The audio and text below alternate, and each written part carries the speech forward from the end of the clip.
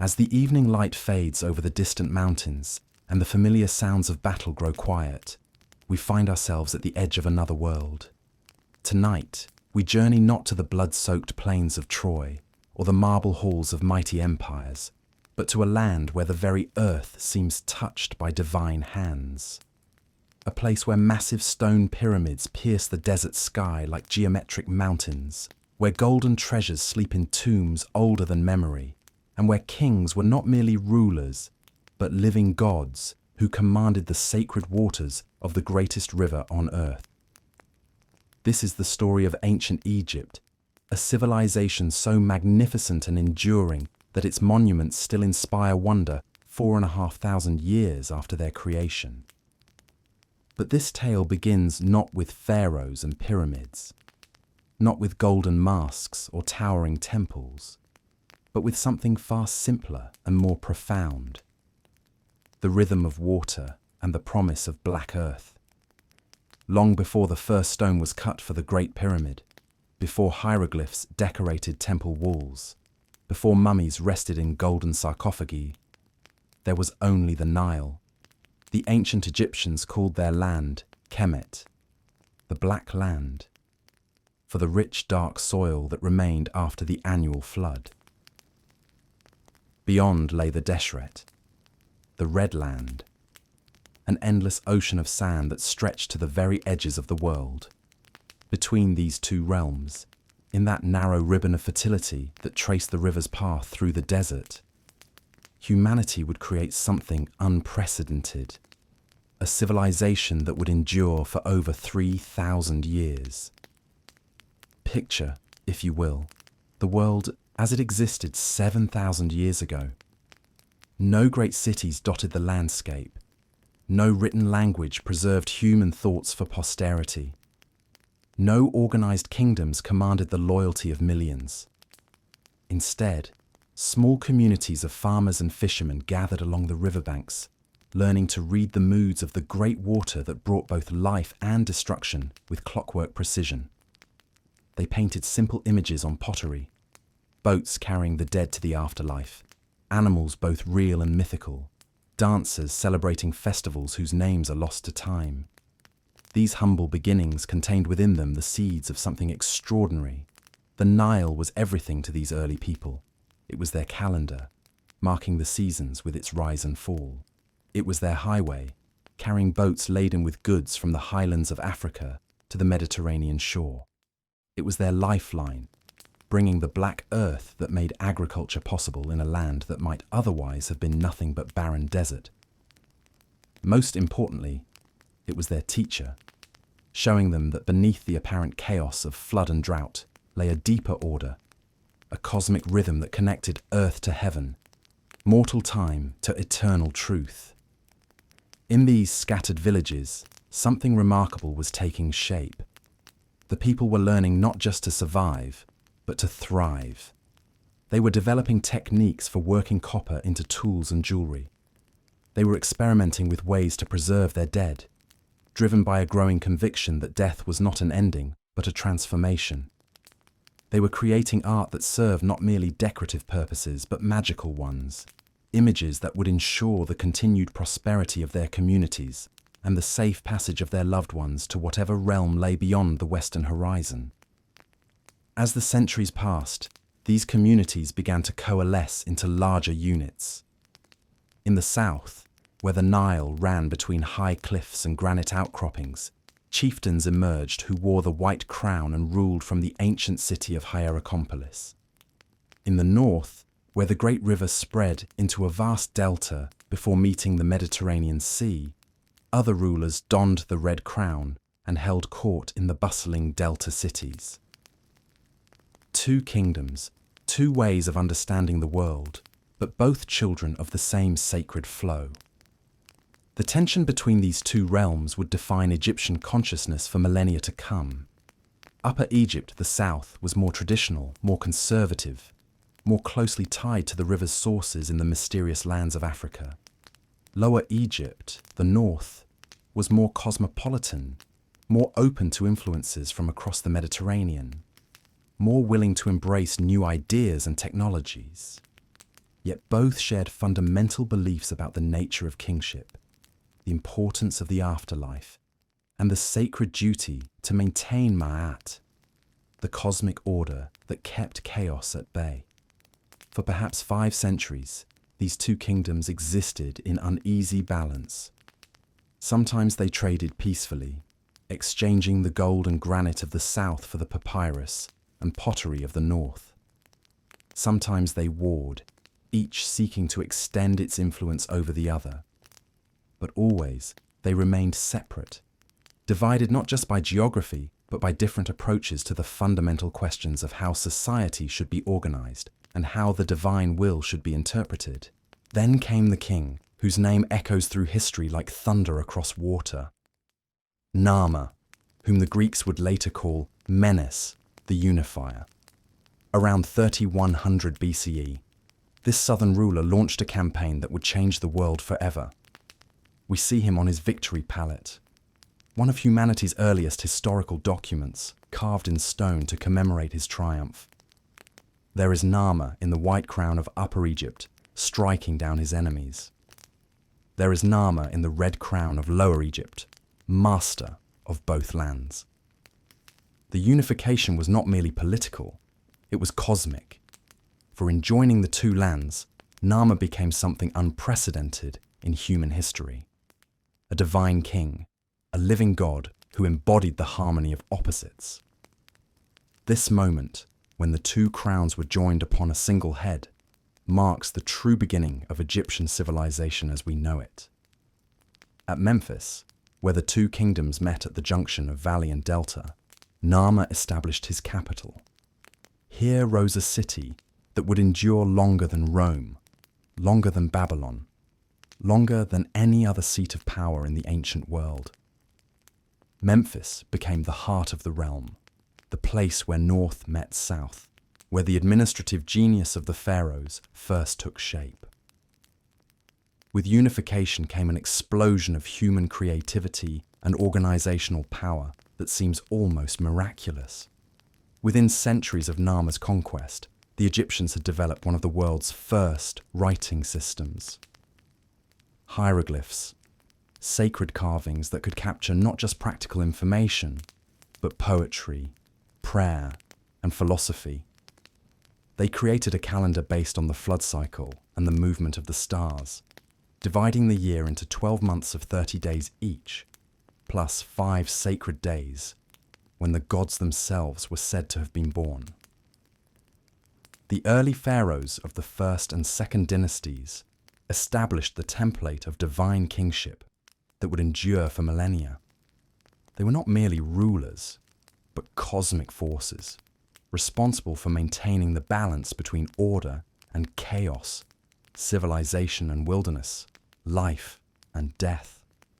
When they died, they did not simply perish. They were transformed, joining the sun, god Ra, on his eternal journey across the sky. This understanding of kingship profoundly shaped every aspect of Egyptian life. The pharaoh was Horus, the falcon god, while he lived, and became Osiris, ruler of the dead, when he died.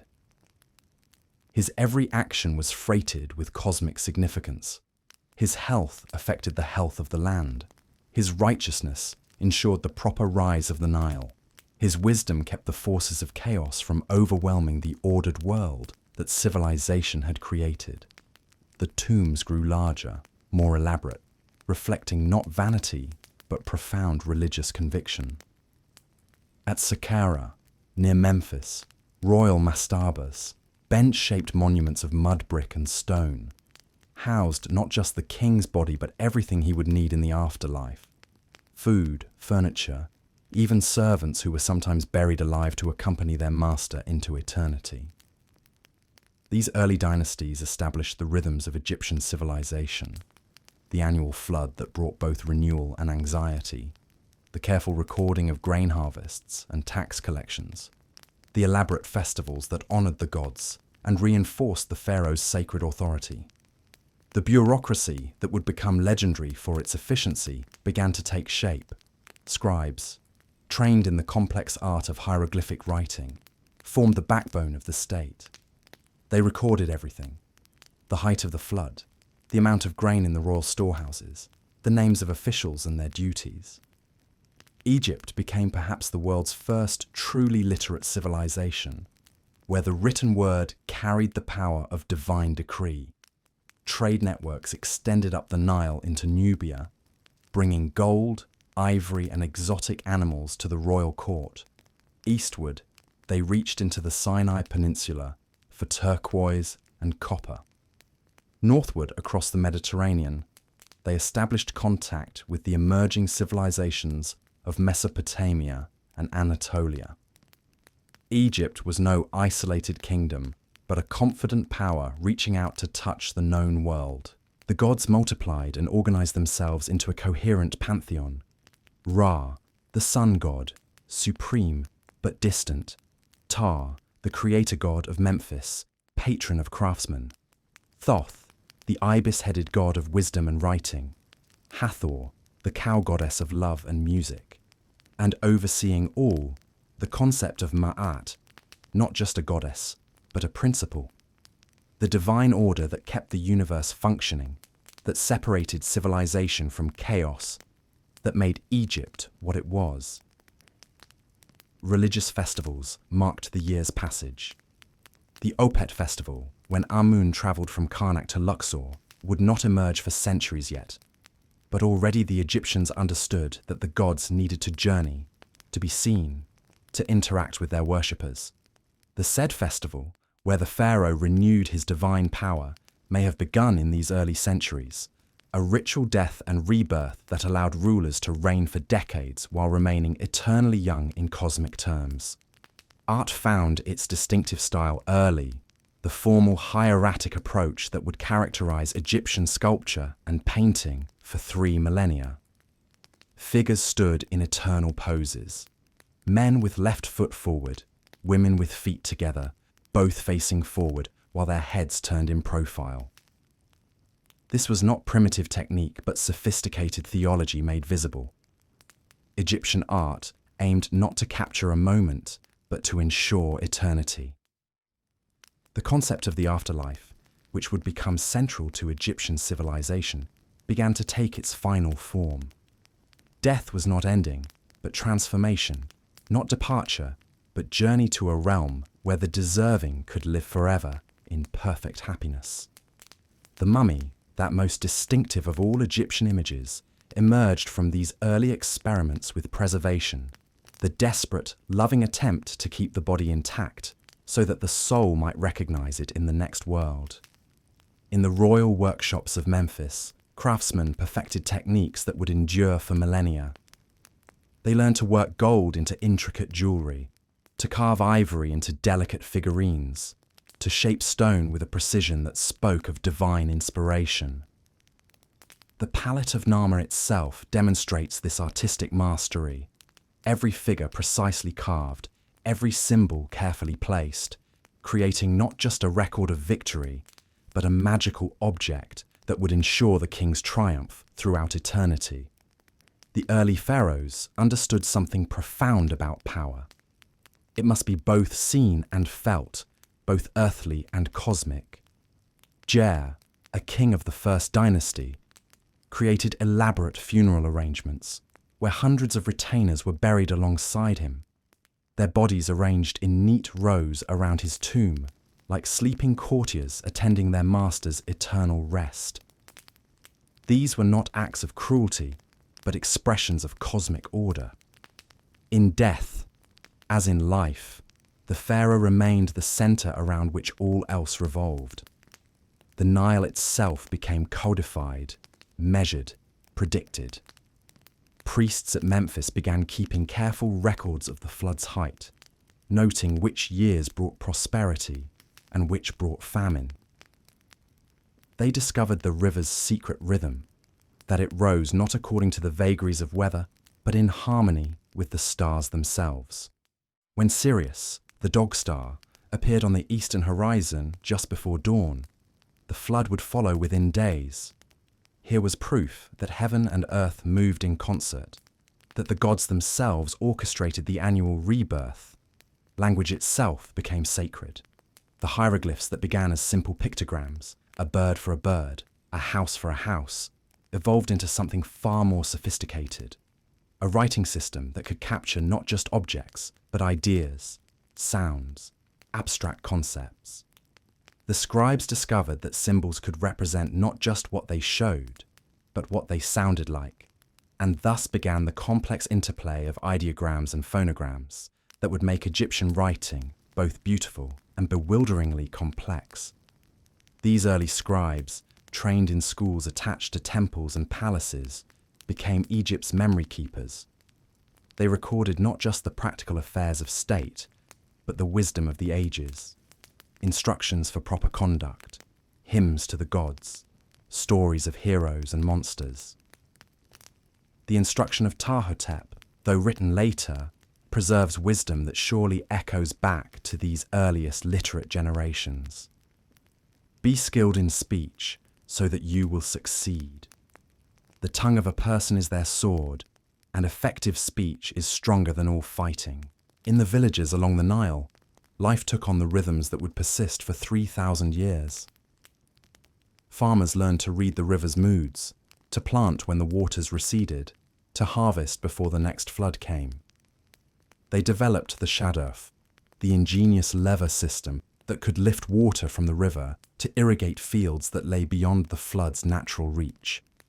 They domesticated the sacred animals that would become central to religious practice. Cattle whose strength pulled the plough, cats who protected the grain stores from rats, dogs who guarded homes and accompanied hunters into the desert. The villages themselves reflected cosmic order. Houses faced north to catch the cooling breeze, their flat roofs serving as workspaces and sleeping areas during the hot months.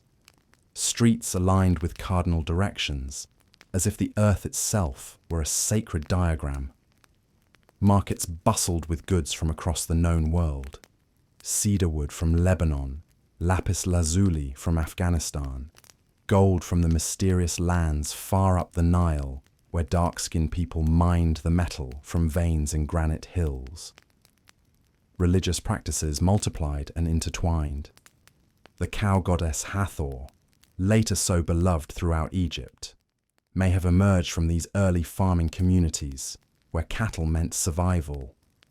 The falcon god Horus, patron of pharaohs, surely grew from the awe that desert people felt, watching these magnificent predators soar above the valley.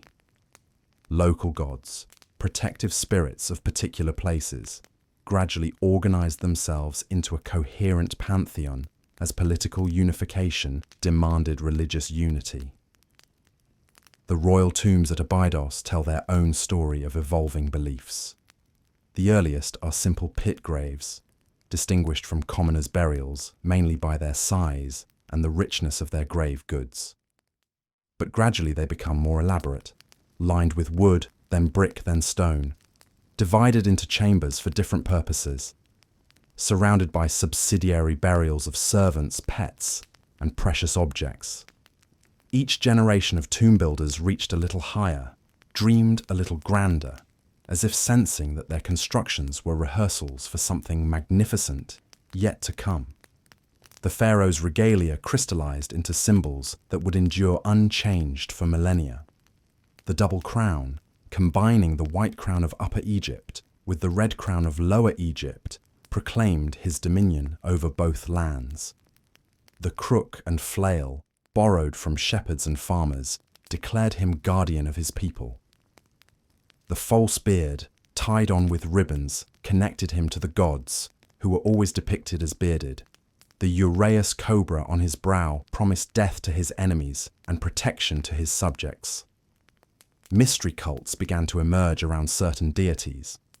Osiris, the dying and resurrecting god who would become central to Egyptian religious practice, may already have had devotees in these early centuries. The myth that would later explain his death at the hands of his brother Set, his dismemberment and scattering across Egypt, and his resurrection through the love of his wife Isis, surely grew from older stories about the annual death and rebirth of vegetation, about the eternal struggle between order and chaos, fertility and sterility, life and death.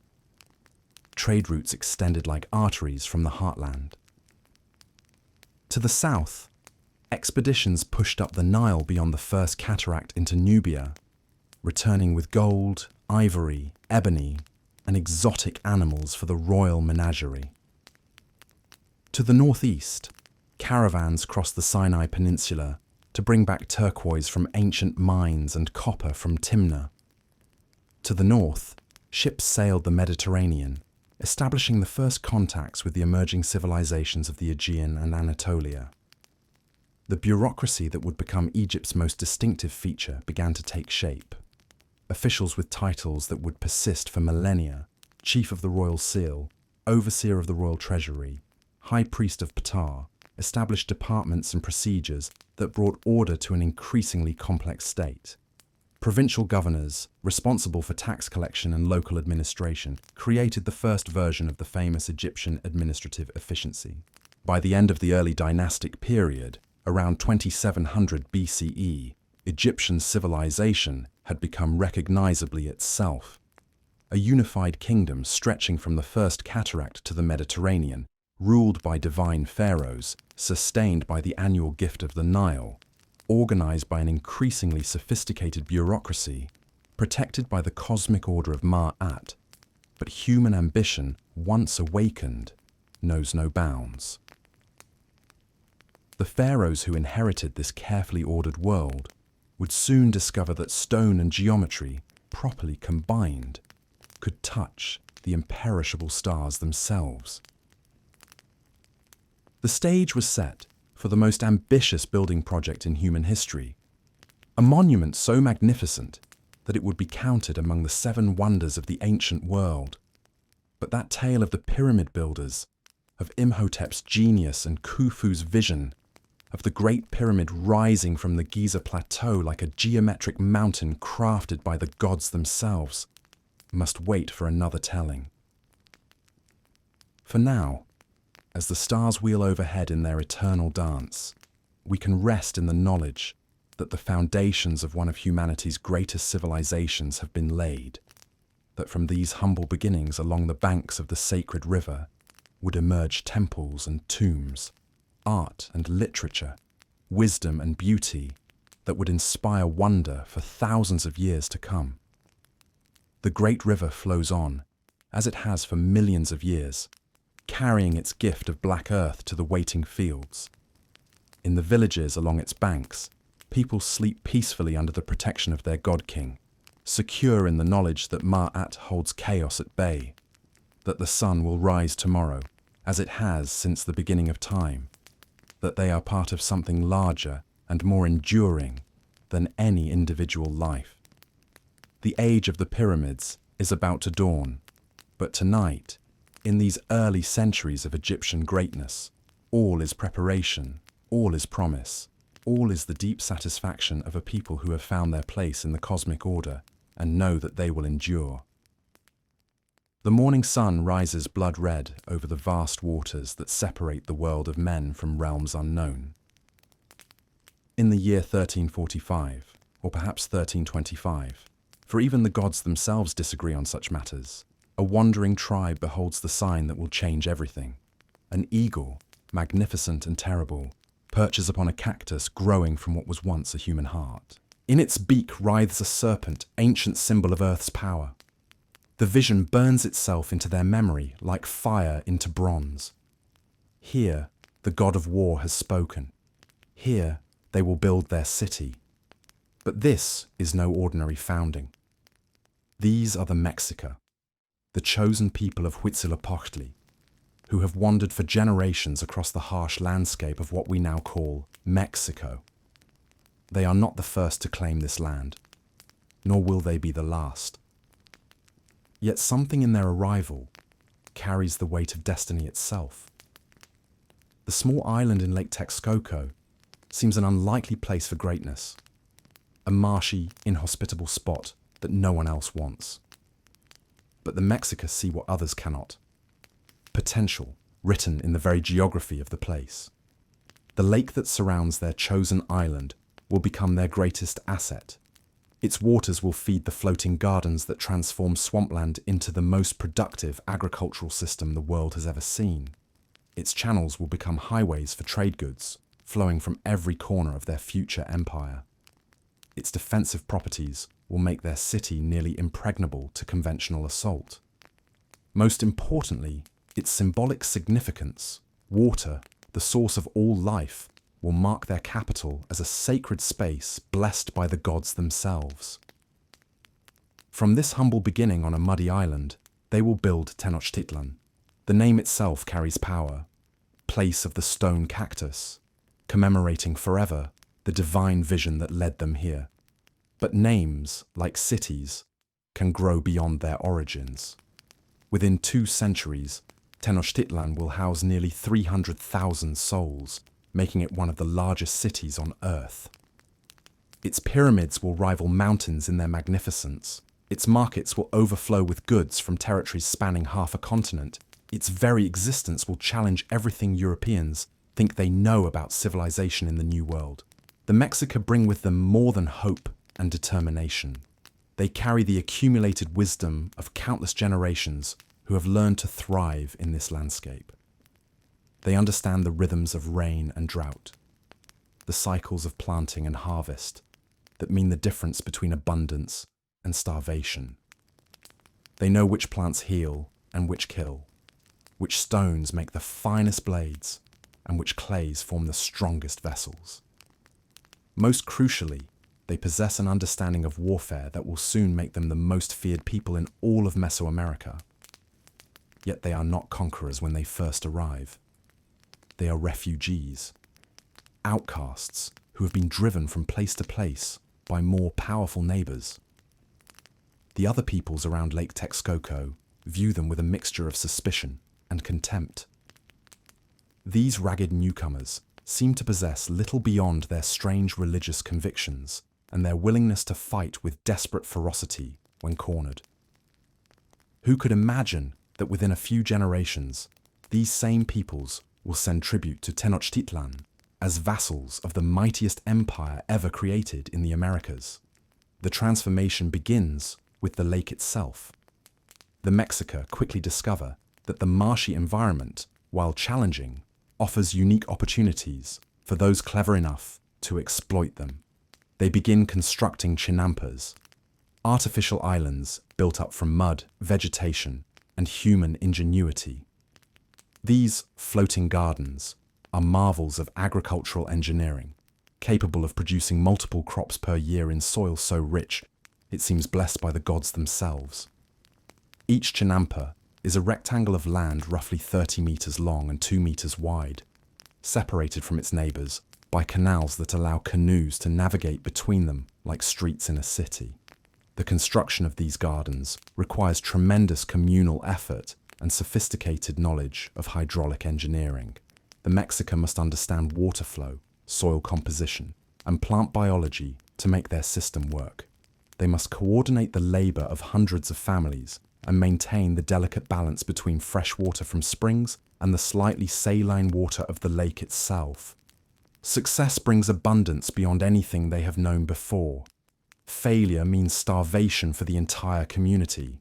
Under such pressure, innovation becomes not luxury, but necessity. As the chinampas multiply and expand, they create wealth that can support specialists, craftsmen who work obsidian into razor-sharp blades, artists who carve stone into objects of breathtaking beauty, priests who maintain the complex calendar that governs agricultural and religious cycles.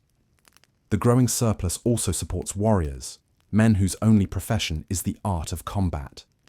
These eagle and jaguar knights will become the backbone of future conquests, but for now, they serve mainly to protect the growing settlement from raiders and rivals. The religious life of early Tenochtitlan centers around Huitzilopochtli, the god who guided them to this place. But he is not alone in their pantheon. Tlaloc, the rain god, receives equal honor, for without his blessing the chinampas would wither and the city would die.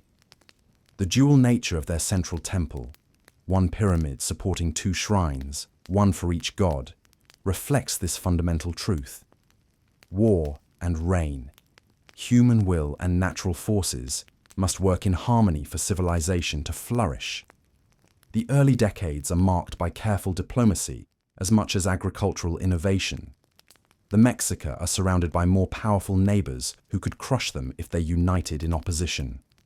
Survival requires walking a careful line between submission and independence, offering service to stronger powers while gradually building the resources necessary for eventual autonomy. They serve as mercenaries in other people's wars, gaining military experience while avoiding the full burden of leadership. They trade their agricultural surplus for tools, weapons, and luxury goods, slowly accumulating the material foundations of power. The political situation around Lake Texcoco is complex and fluid. The Tepanecs, based in Azcapotzalco, are the dominant power, ruling through a combination of military might and diplomatic cunning. Under their overlordship live dozens of smaller city-states, each jealously guarding its independence while acknowledging Tepanec supremacy. Into this world, the Mexica must fit themselves, finding allies where they can and avoiding conflicts they cannot win. It is a delicate game that requires patience, wisdom, and the occasional display of strength to maintain credibility. Marriage alliances become crucial tools of diplomacy. Mexican nobles marry into established families from other cities, creating bonds of kinship that can be called upon in times of crisis. These unions also bring new knowledge and technologies to Tenochtitlan, as foreign wives and husbands introduce different techniques of craft production, agricultural management, and religious practice. Slowly but surely, the Mexica are weaving themselves into the fabric of regional politics, no longer outsiders looking in, but players in the great game of power. The city itself grows with each passing year. Simple reed huts give way to stone houses. Dirt paths become paved streets. The central plaza expands to accommodate larger ceremonies and markets. The first version of the Great Temple rises from the island's center, a modest structure that nevertheless proclaims the Mexica's growing confidence and ambition. Each level of the temple that will later tower over the city represents not just religious devotion, but political statement. We are here to stay, and we serve gods whose power grows with our own. Trade networks begin to extend beyond the immediate vicinity of the lake. Mexican merchants, protected by warriors and blessed by priests, venture into distant territories to exchange local products for exotic goods. They bring back feathers from tropical birds, shells from distant oceans, obsidian from volcanic regions, and cacao beans that serve as both luxury consumption and currency. Each successful expedition strengthens the city's economy, while providing intelligence about potential allies and enemies in the wider world. The military traditions that will later terrorize entire civilizations are taking shape during these early years. Young men undergo rigorous training in the use of traditional weapons. The obsidian-edged club called a macuahetl that can decapitate a horse with a single blow, the atlatl spear thrower that can drive a dart through armor, the bow that can place arrows with deadly precision at surprising distances.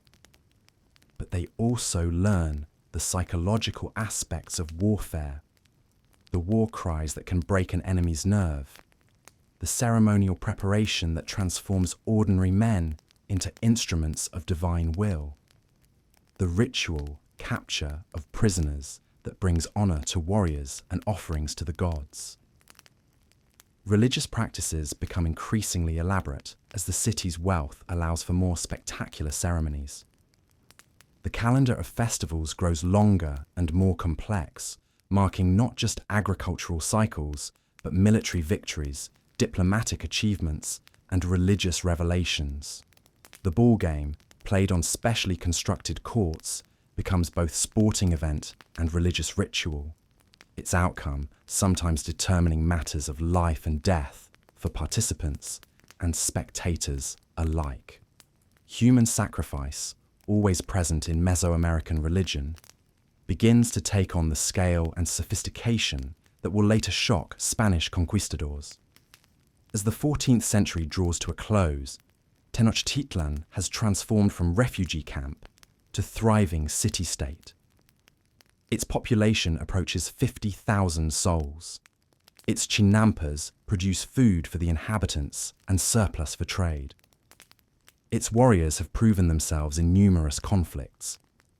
Its craftsmen create goods that are prized throughout the region. Its priests maintain religious traditions that connect the community to cosmic forces. Yet this is still only the beginning of their story. The true test of Mexica power will come with the crisis that engulfs the Tepanec Empire in the early 15th century. When the old order collapses, who will rise to take its place? The various city-states around Lake Texcoco all harbour ambitions for supremacy, but which possess the combination of military might, diplomatic skill, and divine favour necessary to forge a new empire. The Mexica, from their island stronghold, watch and wait and prepare. Their moment is coming, and when it arrives, they will be ready to seize it with both hands. The young men who train in Tenochtitlan's warrior schools cannot yet imagine that they will one day march through the gates of cities 1,000 miles away. That tribute will flow to their island capital from territories stretching from sea to sea. That their emperor will be acknowledged as the most powerful ruler in all of North America. They know only that their God has brought them to this place for a purpose, that their city grows stronger with each passing year, and that their destiny remains to be written in the blood of enemies and the glory of conquest. The eagle still perches on its cactus in the hearts of the people, and the serpent in its beak still writhes with the power of the earth itself. The vision that founded their city continues to guide their actions, and the gods who blessed their beginning will demand ever greater offerings as their empire expands. From this small island in a lake, they will reach out to touch the edges of the known world. The age of the Aztec Empire is about to begin. But first, they must survive the trials that await them. The 15th century will bring challenges that will test every aspect of their civilization, their military prowess, their diplomatic cunning, their religious convictions, and their ability to forge unity from diversity. Some of these challenges they will meet with triumph, others with tragedy. All of them will shape the empire that emerges from the crucible of conquest and expansion. The foundation has been laid, the stage is set, the players have taken their positions. Now, the great drama of Aztec imperial history can begin in earnest, and the world will never be the same. In the shadowed valleys between towering mountains, where the morning mist clings to ancient stones like memories of forgotten gods, a people emerged from the high plateau who would reshape the very meaning of power. Long before the Spanish conquistadors would set foot on these shores, before European diseases would ravage populations across 2 continents, an empire arose in the Andes that would dwarf the territorial extent of Rome at its height. This is the story of how a small kingdom centered around a sacred valley would grow to command the longest empire in human history, stretching over 2,500 miles from modern-day Colombia to Chile. The origins of this remarkable civilization trace back to the mists of legend and the whispered stories passed down through generations of mountain dwellers. According to their own sacred narratives, the first Sapa Inca, the divine emperor, emerged from the waters of Lake Titicaca, that sacred mirror reflecting the sky at an altitude where the air grows thin and the gods seem close enough to touch. Manco Capac, as he was known, carried with him a golden staff given by Inti, the sun god, with instructions to wander until the staff would sink completely into the earth. Only there would he establish the navel of the world, the center from which divine rule would emanate. The archaeological evidence tells a different but no less remarkable story of gradual migration and cultural synthesis. Around 1200 CE, various groups began settling in the valley of Cusco, that fertile depression nestled high in the Andes, where rivers converge and the soil proves rich enough to sustain permanent agriculture despite the challenging altitude. These early settlers were not the sophisticated empire builders they would become, but rather one of many competing ethnic groups vying for control over limited agricultural resources in a landscape that demanded innovation and cooperation for survival. The Kilki culture, as archaeologists term these early inhabitants of the Cusco region, laid the foundations upon which imperial greatness would eventually rise. They developed the terraced agriculture that would become synonymous with Andean civilization, carving stepped fields into impossibly steep mountainsides and creating microclimates that could support crops at altitudes where farming should have been impossible. They mastered the art of working with the massive stone blocks that littered the valley floor, learning to shape and fit them with a precision that would later astound Spanish chroniclers and continues to puzzle engineers today. But perhaps most importantly, these early peoples developed the social and religious concepts that would eventually justify and organize one of history's most efficient administrative states. The notion of aini, reciprocal labor obligation, meant that communities worked together on projects that benefited everyone, from building irrigation channels to constructing ceremonial centers. The concept of elu, extended kinship groups that formed the basic unit of social organization, created networks of mutual obligation and support that could be scaled up from the family level to encompass entire regions. The transformation from Highland Kingdom to continental empire began in earnest during the reign of the 9th Sapa Inca, Pachacuti, whose very name means he who remakes the world. Ascending to power around 1438 CE, Pachacuti inherited a kingdom under siege by the powerful Chanca Confederation, a rival group that had swept down from the northwest and seemed poised to overrun Cusco itself. According to the royal chronicles preserved by Spanish chroniclers, the aging Inca Viracocha and his chosen heir had fled the capital, leaving young Pachacuti to organize the defense of the sacred city. The battle that followed would become the foundational myth of imperial expansion. Pachacuti, according to legend, received divine assistance when the very stones of the battlefield transformed into warriors to fight alongside his forces. Whether through supernatural intervention or simply superior tactics and determination, the Chanca army was not merely defeated but utterly routed, with many of their warriors choosing to join the Inca forces rather than face destruction. This victory provided both the practical foundation and ideological justification for what would follow. A systematic campaign of expansion that would continue for nearly a century.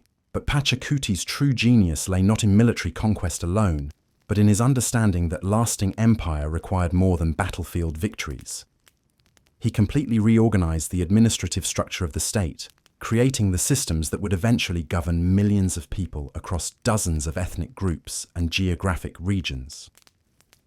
The decimal system of organization that he implemented divided the population into units of 10, 100, 1,000, and 10,000 households, each with appointed officials responsible for tax collection, labor mobilization, and local administration.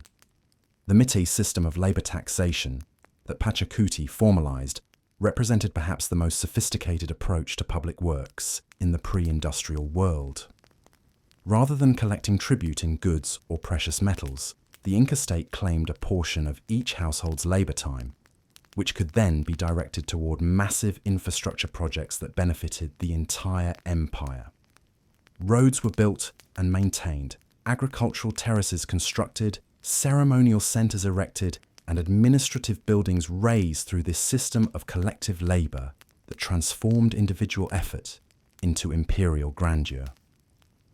The road system that emerged from these collective efforts defied every assumption about what was possible in pre-Columbian America.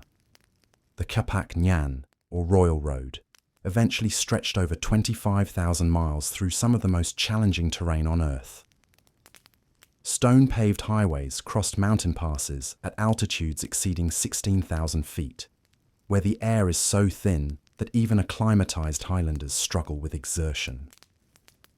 Suspension bridges woven from grass fibers spanned river gorges hundreds of feet deep, creating connections between regions that geography seemed determined to keep separate. These roads were not merely transportation routes, but arteries of empire that carried information, goods, and cultural influence to the furthest reaches of Inca territory.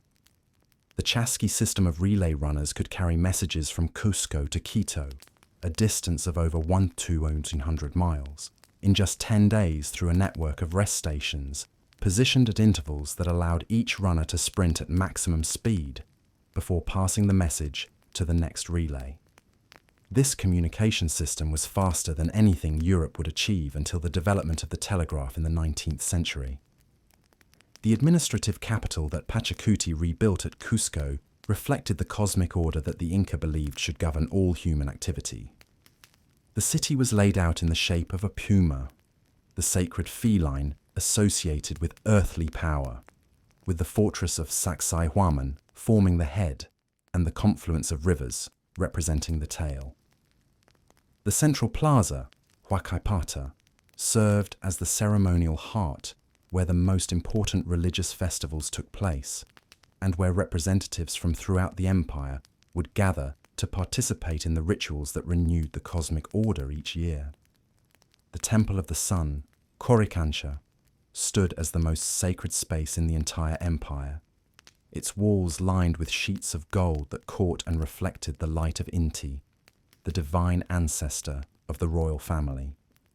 Here, the mummies of deceased emperors were maintained as if they were still living rulers, consulted on important decisions, and brought out for festivals, where they would be offered food and drink as honored guests. This practice of royal ancestor veneration created a unique form of government where the dead continued to own property and exercise influence through their living descendants and appointed caretakers. Pachacuti's son, Tupac Inca Yupanqui, inherited not just a kingdom but a proven system for expansion that he would employ to extend Inca rule far beyond the traditional boundaries of highland civilization. His campaigns pushed the empire's borders north into modern-day Ecuador and south into Chile, incorporating coastal desert peoples, Amazon forest dwellers, and highland farmers into a single administrative system that respected local customs while demanding universal loyalty to the Sapa Inca. The incorporation of new territories followed a sophisticated pattern that combined military pressure with diplomatic incentives. Local leaders who submitted voluntarily were confirmed in their positions and incorporated into the imperial hierarchy, often with their sons taken to Cusco to be educated in Inca customs and serve as both students and hostages. Regions that resisted faced the full military might of professional armies equipped with bronze weapons, quilted cotton armor, and tactical discipline honed through constant campaigning. The Mitama system of population redistribution that developed during this expansion phase represented social engineering on a scale not attempted again until the modern era. Entire communities deemed unreliable were relocated to distant regions where they could be more easily supervised, while loyal populations were granted lands in newly conquered territories where they could serve as examples of proper Inca behavior and sources of local intelligence for imperial administrators. The genius of this system lay in its recognition that true control required not just military dominance, but cultural transformation. Displaced populations gradually adopted the language, customs, and religious practices of their new neighbors, while the presence of established Inca colonists provided models for successful integration into the imperial system. Within a generation or two, regions that had been foreign conquests became integral parts of the empire, their populations identifying as much with Cusco as with their original homelands. The agricultural innovations that supported this vast population were as impressive as the administrative systems that governed it. The Inca developed more varieties of potato than the rest of the world combined, with different cultivars adapted to specific altitudes, soil conditions, and climate patterns. Maize was grown at altitudes previously thought impossible through the creation of protected microclimates and specialized irrigation systems. Quinoa, that protein-rich grain now popular in health food stores worldwide, was cultivated in quantities sufficient to feed armies on campaign and sustain populations through harvest failures. The storage system that preserved and distributed these agricultural surpluses represented logistical planning of extraordinary sophistication.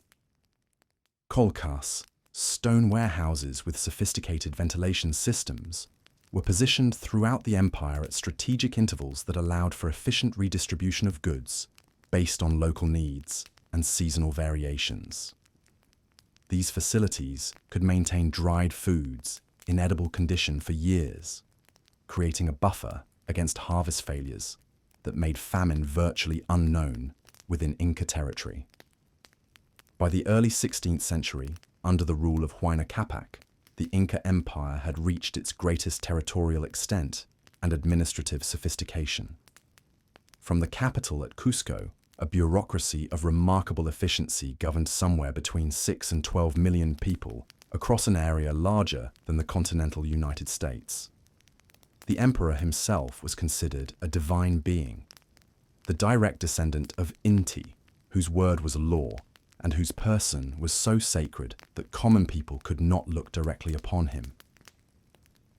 The royal court that surrounded the Sapa Inca reflected the hierarchical complexity of a state that had grown from a single valley to encompass dozens of ethnic groups and geographic regions.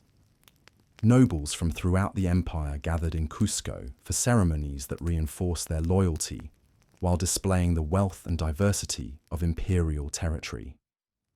The finest textiles, worked in patterns that indicated the status and origin of their wearers, transformed courtly gatherings into visual representations of the empire's reach and sophistication. But even as the empire reached its zenith, the seeds of crisis were already germinating in decisions made with the best of intentions. Huayna Capac's choice to establish a second capital at Quito, closer to the northern frontiers where expansion continued, created a dangerous precedent for divided authority. When he died suddenly in 1527, likely from smallpox introduced by early European contact, the succession dispute that followed would tear the empire apart, just as it faced its greatest external threat. The civil war between Huascar and Atahualpa, the two primary claimants to imperial authority, raged for 5 years and devastated the administrative and military systems that had made Inca rule so effective. Brother fought against brother, with each claimant commanding loyal armies and regional administrators. The conflict consumed resources that had been carefully accumulated over generations, while creating resentments and divisions that weakened imperial unity precisely when external challenges demanded maximum cohesion. As Atahualpa's forces finally gained the upper hand in this fratricidal conflict, strange reports began reaching the imperial court. Bearded men with pale skin had appeared on the coast, riding on enormous animals and carrying weapons that could kill at great distances. They claimed to serve a powerful ruler from across the great waters and demanded audience with the Sapa Inca himself. The year was 1532, and Francisco Pizarro had arrived with 168 men to challenge an empire of millions. The confrontation that would reshape the history of 2 continents was about to begin. An empire that had grown from the shores of Lake Titicaca to span the length of South America, that had created administrative systems of unprecedented efficiency and agricultural innovations that fed millions, that had built roads and bridges across impossible terrain and created a communication network that connected distant provinces to the sacred center at Cusco, now faced its ultimate test. The meeting between 2 worlds, 2 ways of understanding power and divinity, 2 radically different approaches to organizing human society, would determine not just the fate of the Inca Empire, but the future of an entire hemisphere. But that confrontation, dramatic and decisive as it would prove to be, was still months in the future. For now, in the high valleys where the empire had been born, where ancient stones still held the wisdom of master builders, and where the wind carried the scent of terraced fields climbing toward the sky, the business of empire continued as it had for generations. The Chasqui runners still carried their messages along the royal roads. The Mitre workers still laboured on projects that would benefit communities they would never see. And the mummies of dead emperors still received offerings in temples that blazed with gold in honour of the sun. The empire that would soon face its greatest trial had grown from profound understanding of how human societies could be organised for mutual benefit across vast distances and diverse populations. The administrative genius, agricultural innovation, and engineering achievements of the Inca represented one of humanity's greatest experiments in creating order and prosperity through collective effort and shared purpose. As the sun set behind the peaks that surrounded Cusco, painting the sky in shades of gold that matched the walls of the sacred temples, few could have imagined that this world of carefully maintained balance and cosmic harmony would soon be swept away by forces from beyond the great waters, leaving only stones and stories to testify to what had been accomplished in these valleys, where the gods once walked among men. The sacred waterway's great flood had finally returned to its banks, leaving behind the black soil that would nourish another season of abundance. But as the waters receded in what we now call the 14th century before the Common Era, they revealed something troubling. The established order that had governed this ancient realm for over 2 millennia was beginning to crack like sun-baked clay. The pharaohs of the New Kingdom had built an empire that stretched from Nubia's golden mines to the cedar forests of Lebanon. Their armies had humbled the mightiest powers of the ancient world. Their monuments proclaimed divine authority to the very heavens themselves. Yet now, in the shadow of their greatest achievements, the seeds of transformation were already taking root. The reign of Amenhotep III had marked the golden age of this ancient civilization.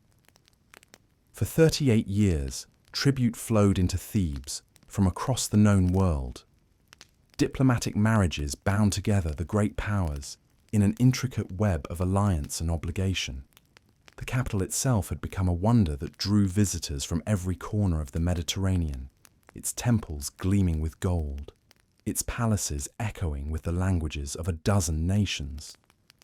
But this very success carried within it the elements of revolutionary change. The vast wealth that poured into the royal treasury from conquered territories did more than simply enrich the ruling class. It transformed the fundamental nature of belief itself. How could traditional gods, bound to local temples and particular cities, adequately represent a pharaoh whose dominion encompassed the civilized world? How could ancient rituals, designed for the intimate scale of the Nile Valley, speak to the cosmic responsibilities of universal kingship? These questions found their most dramatic expression in the young prince who would ascend the throne as Amenhotep IV. Initially, his reign seemed to follow conventional patterns. He completed his father's building projects, maintained diplomatic relations with allied powers, and participated in the traditional religious ceremonies that had sanctified pharaonic rule for countless generations. The great temple complex at Karnak continued its ancient rhythms.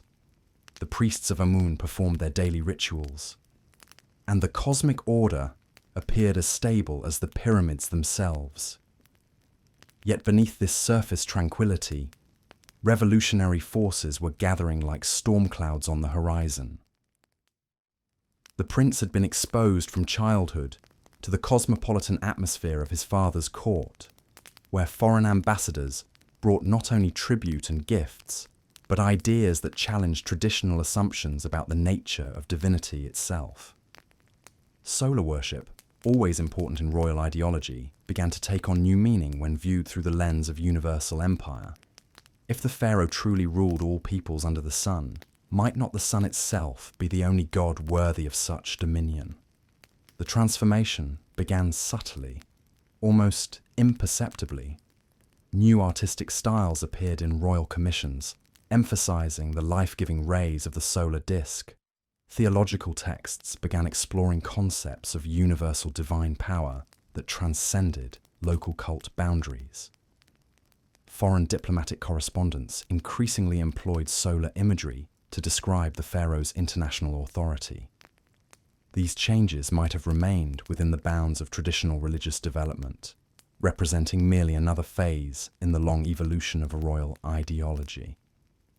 But the young pharaoh possessed a visionary temperament that could not be satisfied with gradual reform.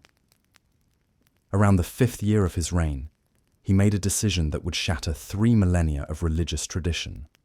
He changed his name from Amenhotep, meaning Amun is satisfied, to Akhenaten, meaning effective for the Aten. More shocking still, he proclaimed that the Aten, the solar disk, was not merely the supreme god among many, but the only true god in existence. All other deities were declared false. Their temples were to be closed, their images destroyed, their very names chiseled from monuments throughout the realm. This was not mere religious reform, but theological revolution of unprecedented scope. Never before in recorded history had a ruler attempted to impose monotheism upon an entire civilization through royal decree. The implications extended far beyond matters of cult and ceremony. The traditional priesthood, which had accumulated enormous wealth and political influence over centuries, found itself not merely displaced, but declared heretical. The administrative system, deeply intertwined with temple hierarchies, faced fundamental disruption.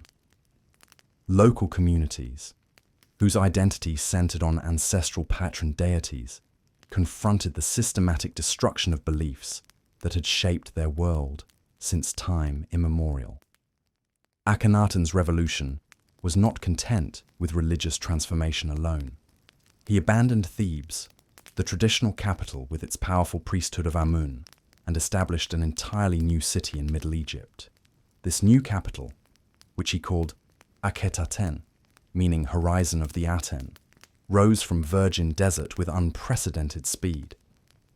Here, in temples open to the sky rather than shrouded in traditional mystery, the royal family worshipped the Aten in ceremonies that broke with every convention of pharaonic religious practice. The art commissioned for this new capital departed as dramatically from tradition as the theology it expressed. Gone were the formal, idealized representations that had characterized royal portraiture for millennia. Instead, Akhenaten appeared with elongated skull, feminine hips, and prominent belly, rendered in a style that emphasized humanity rather than divine perfection. Royal family scenes depicted intimate moments, the pharaoh kissing his wife, playing with his daughters, that would have been unthinkable in earlier periods. This artistic revolution reflected the broader transformation of royal ideology. Where traditional pharaohs had been distant, godlike figures, Akhenaten presented himself as the loving father of his people, made human through his relationship with the universal father, the Aten. Yet for all its theological sophistication and artistic innovation, the Amarna revolution carried within it the seeds of its own destruction. The systematic dismantling of traditional religious structures alienated not only the displaced priesthood, but vast segments of the population whose daily lives had been organized around ancient patterns of festival and observance. More fatally, Akhenaten's obsession with religious transformation distracted him from the practical business of imperial administration. The diplomatic correspondence discovered at Amarna reveals an empire in crisis as provincial governors pleaded for military assistance that never came. In Syria and Palestine, local rulers who had been loyal vassals for generations found themselves abandoned to face rising threats from Hittite expansion and nomadic raids. Their desperate letters to Akhenaten paint a picture of systematic imperial collapse. "The king, my lord, should know that ever since the archers returned to Egypt, Aziru has been taking the king's land for himself. Send archers so that the king's land does not get lost." But the pharaoh's attention remained fixed on theological matters, while the empire his fathers had built with blood and bronze crumbled away. The military consequences of this neglect extended beyond the loss of tribute and prestige. The imperial system had been more than a source of wealth. It had been a demonstration of divine favor that legitimized pharaonic rule. When subject peoples successfully rebelled against Egyptian authority, they called into question not merely the pharaoh's political competence, but his cosmic role as maintainer of universal order. The very theology that justified monotheistic revolution, the pharaoh as sole earthly representative of the universal God, was undermined by his apparent inability to maintain the earthly dominion that evidenced divine approval. Meanwhile, within Egypt itself, the economic disruption caused by religious revolution created hardships that traditional royal ideology could not explain. Temple estates that had employed thousands of workers were abandoned. Craft industries that had depended on religious commissions collapsed. Trade networks that had connected Egypt to the wider world contracted as diplomatic relationships deteriorated. The prosperity that had made the new kingdom the envy of the ancient world gave way to uncertainty and want. Perhaps most dangerously, the military establishment that had created and sustained the empire began to question the pharaoh's leadership. Professional soldiers who had spent their careers expanding Egyptian dominion watched helplessly as territories won through their sacrifice were lost through royal neglect. The officer corps, drawn largely from traditional noble families, found their own religious beliefs under attack, while their professional competence was ignored in favor of theological speculation. As Akhenaten's reign progressed, opposition crystallized around several key figures who would ultimately orchestrate the counter-revolution. Horemheb, the general who commanded what remained of the imperial army, maintained order in the military ranks while carefully avoiding direct confrontation with royal authority. I, a court official who may have been the pharaoh's father-in-law, preserved administrative continuity while positioning himself to influence whatever succession might emerge.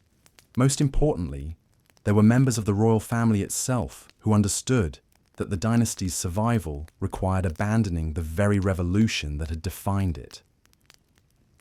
The end came with characteristic drama when Akhenaten died around 1336 BCE, possibly in his 17th regnal year. The circumstances of his death remain mysterious, whether from natural causes, assassination, or the accumulated stress of governing an empire in crisis. What is certain is that his passing created an immediate succession crisis that the revolutionary government was ill-equipped to handle. The systematic destruction of traditional political networks had left the regime dependent entirely on the pharaoh's personal charisma and theological vision. Without him, the entire revolutionary structure began to collapse with stunning rapidity. The succession initially fell to a shadowy figure known as Smenkhkare, who may have been Akhenaten's brother or even his eldest daughter, masquerading as a male ruler. This reign lasted only months before another transition brought to the throne a boy who would become the most famous pharaoh in history, though for reasons his contemporary supporters could never have anticipated. Tutankhaten, as he was initially known, was probably no more than 9 years old when he assumed power, making him a perfect figurehead for the restoration that powerful court factions had already begun planning. The counter-revolution unfolded with systematic thoroughness that matched the original religious revolution in scope and exceeded it in effectiveness. The boy pharaoh's name was changed from Tutankhaten, meaning living image of the Aten, to Tutankhamun, meaning living image of Amun, signaling the restoration of traditional religious authority. The heretical capital at Amarna was abandoned, its population relocated to Memphis and Thebes. The temples of the traditional gods were reopened, their damaged images restored, their displaced priesthoods reinstated with generous royal endowments that acknowledged the suffering they had endured. But the restoration was more than mere religious counter-revolution. It represented a fundamental reordering of the relationship between pharaonic authority and the institutions that sustained it. Where Akhenaten had sought to concentrate all power in his own person as sole intermediary with the divine, the Restoration government distributed authority among multiple centers of power. The traditional priesthood regained not only their religious functions, but significant political influence. The military establishment was granted greater autonomy in operational matters, while being bound to the dynasty through generous rewards and prestigious appointments. Provincial administrators were given clearer guidelines and better support, enabling them to begin the long process of restoring imperial control over rebellious territories. The young Tutankhamun himself became the symbol of this restored order, though real power rested with the advisors who governed in his name. Chief among these was I, who had survived the revolutionary period by avoiding direct confrontation with Akhenaten while positioning himself to lead the restoration. His careful political management ensured that the counter-revolution proceeded without the violence and disruption that might have further weakened the kingdom. Former supporters of the Amarna regime who submitted to the new order were pardoned and often retained in their positions, while only the most prominent revolutionary leaders faced punishment. The artistic and cultural restoration proved as systematic as the political and religious changes. The distinctive Amarna style was abandoned in favor of traditional forms that connected the new regime to the glorious precedents of earlier reigns. Royal portraiture returned to the idealized conventions that emphasized divine rather than human characteristics. Temple decorations once again depicted the pharaoh in ritual relationship with the traditional pantheon. Even the capital city of Amarna was systematically dismantled, its stone blocks carried away for use in restoration projects at Memphis and Thebes. Yet the restoration could not simply erase the revolutionary interlude as if it had never occurred. The Amarna period had demonstrated that traditional forms were not immutable, that religious authority could be challenged, that imperial power was not automatically self-sustaining. These lessons influenced the restored government's approach to administration and diplomacy. Greater attention was paid to provincial concerns, military commanders received more resources and autonomy, and foreign policy became more aggressive in reasserting Egyptian authority over rebellious territories. The brief reign of Tutankhamun, who died around 1323 BCE at approximately 19 years of age, marked the completion of the immediate restoration process. His tomb, discovered nearly intact by Howard Carter in 1922, revealed the extraordinary wealth that had been accumulated to demonstrate the renewed prosperity of traditional kingship. The golden burial mask that became the iconic image of ancient Egypt was more than artistic masterpiece. It was a political statement proclaiming that the god-kings had returned in all their eternal splendor. With Tutankhamun's death, the succession passed to A, the architect of the restoration, who ruled briefly before being succeeded by Horemheb, the military commander who had maintained order throughout the revolutionary crisis. Horemheb's reign marked the final phase of the counter-revolution, as he systematically destroyed every trace of the Amarna experiment. Akhenaten's name was chiseled from monuments, his capital was razed, and official records were altered to erase any mention of the heretical period. The revolutionary pharaoh became a non-person, his existence denied by the very state he had sought to transform. But Horemheb's efforts to erase the revolutionary interlude could not eliminate its consequences. The empire that emerged from the restoration was fundamentally different from the one that had existed before Akhenaten's theological experiment. The traditional priesthood, having experienced the fragility of their position, became more politically active and demanding. The military establishment, having witnessed the consequences of imperial neglect, insisted on greater resources and authority. Provincial administrators, having seen the chaos that resulted from central government dysfunction, demanded clearer policies and better support. Most significantly, the restored empire faced a transformed international environment. The 2 decades of imperial weakness during and after the Amarna period had allowed rival powers to expand their influence at Egyptian expense. The Hittite Empire had conquered much of Syria, establishing a northern frontier that blocked Egyptian access to traditional spheres of influence. Local rulers throughout the Levant had learned that Egyptian protection could not be relied upon, leading them to develop alternative relationships that reduced their dependence on pharaonic authority. The Nubian territories, though still nominally Egyptian, had developed greater autonomy and were beginning to assert their own political and cultural identity. The challenge facing the post-Amarna pharaohs was therefore not simply restoration, but reconstruction.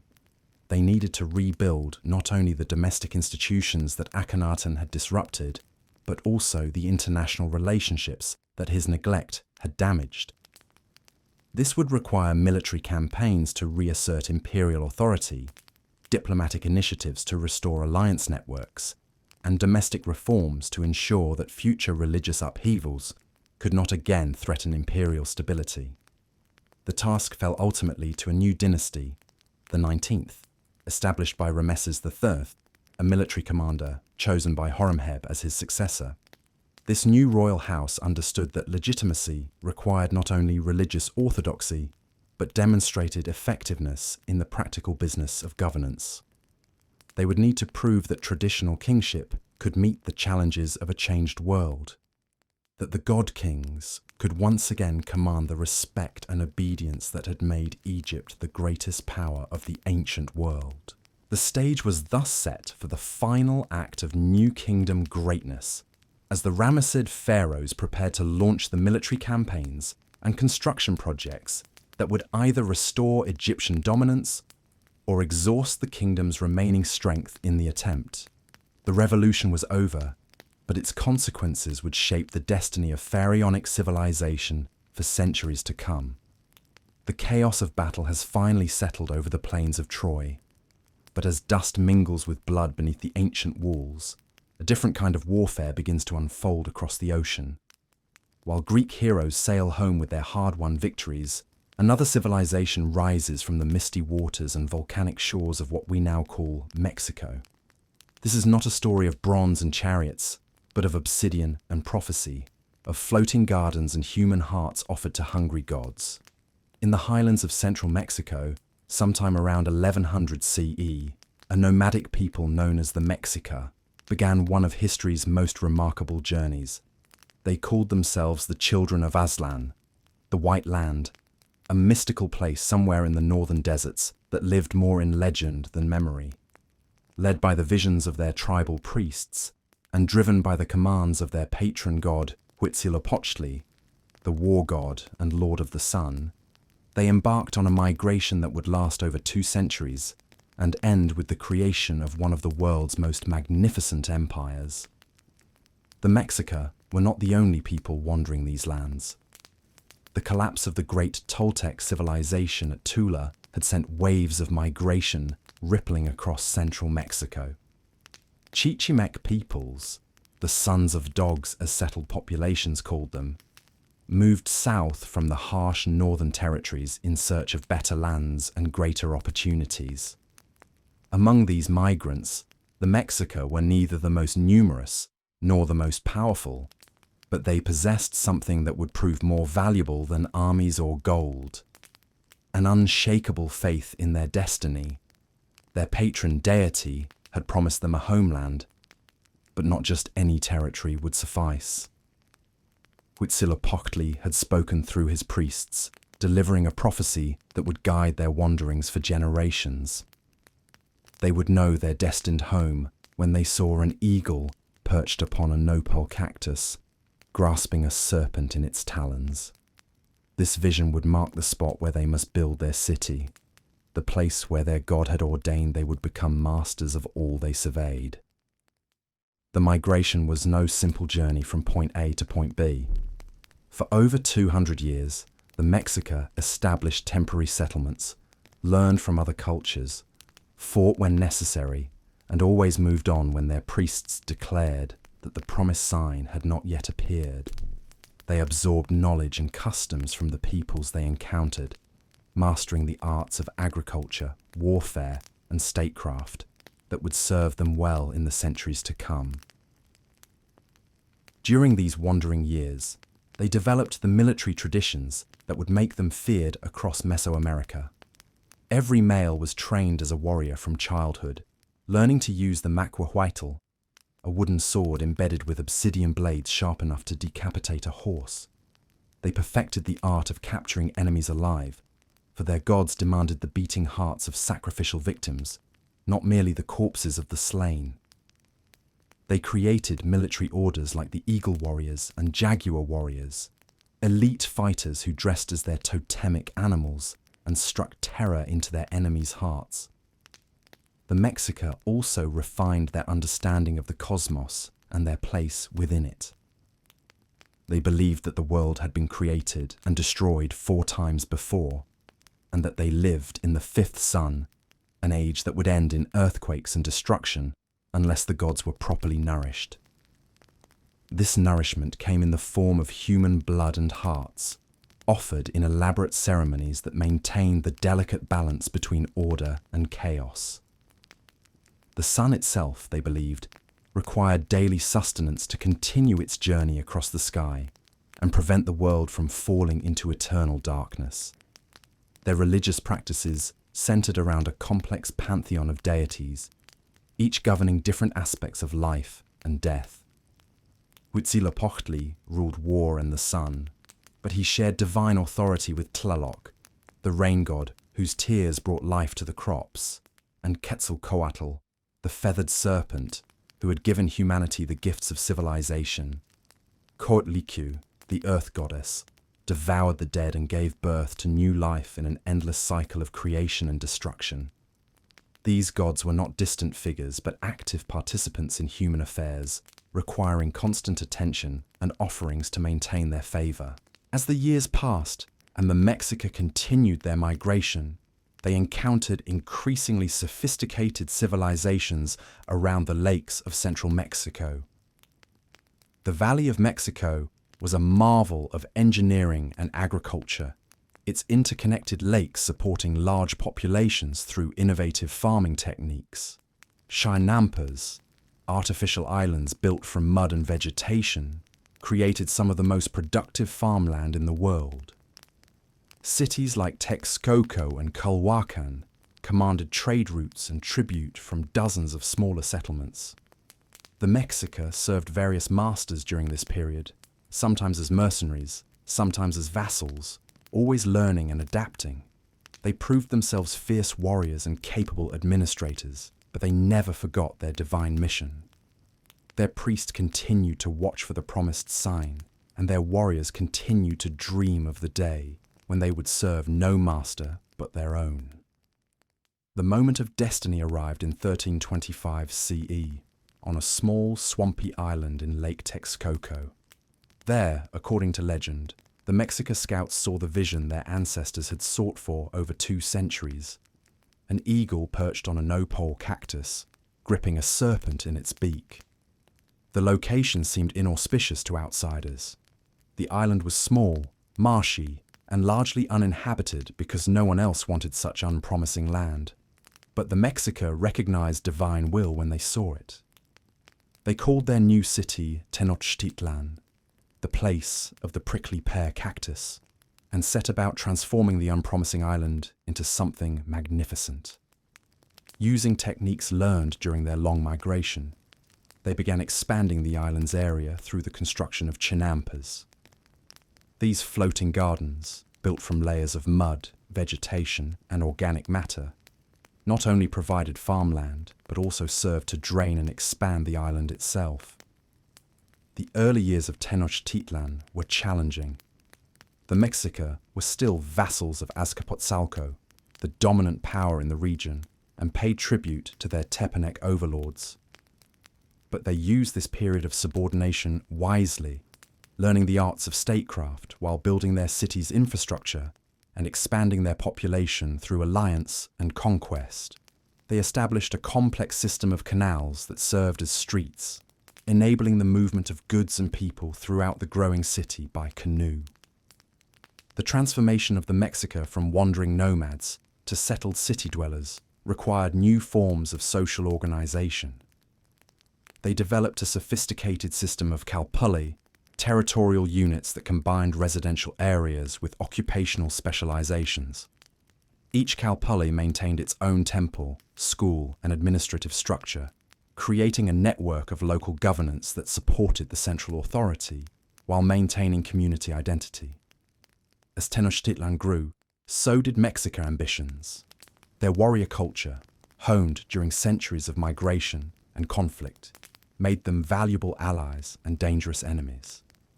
They began to establish relationships with other cities around the lake, sometimes through marriage alliances, sometimes through displays of military prowess.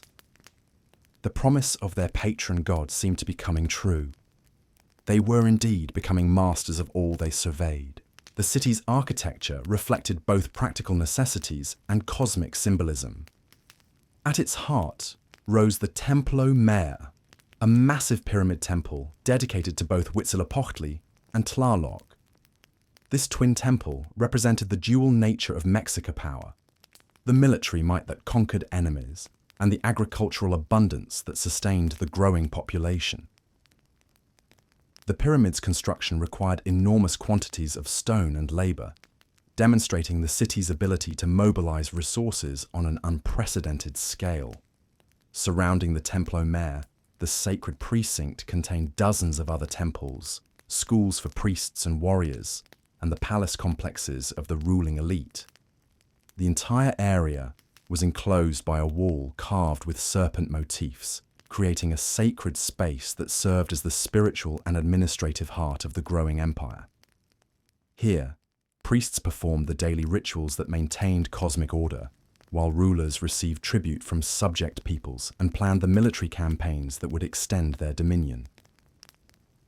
The success of Tenochtitlan attracted migrants from across central Mexico. Skilled craftsmen came to work in the city's workshops, producing the elaborate featherwork, goldwork, and stone sculpture that demonstrated Mexica artistic achievement. Merchants established trading networks that reached from the northern deserts to the tropical coasts, bringing exotic goods and foreign influences that enriched the city's culture. Scholars and priests contributed to the development of complex calendar systems and ritual practices that regulated every aspect of daily life. But perhaps the most crucial development during these early years was the formation of the Triple Alliance in 1428. The Mexica joined with Texcoco and Tlacopan to overthrow their Tepanec overlords, creating a confederation that would dominate central Mexico for the next century. This alliance represented more than a military partnership.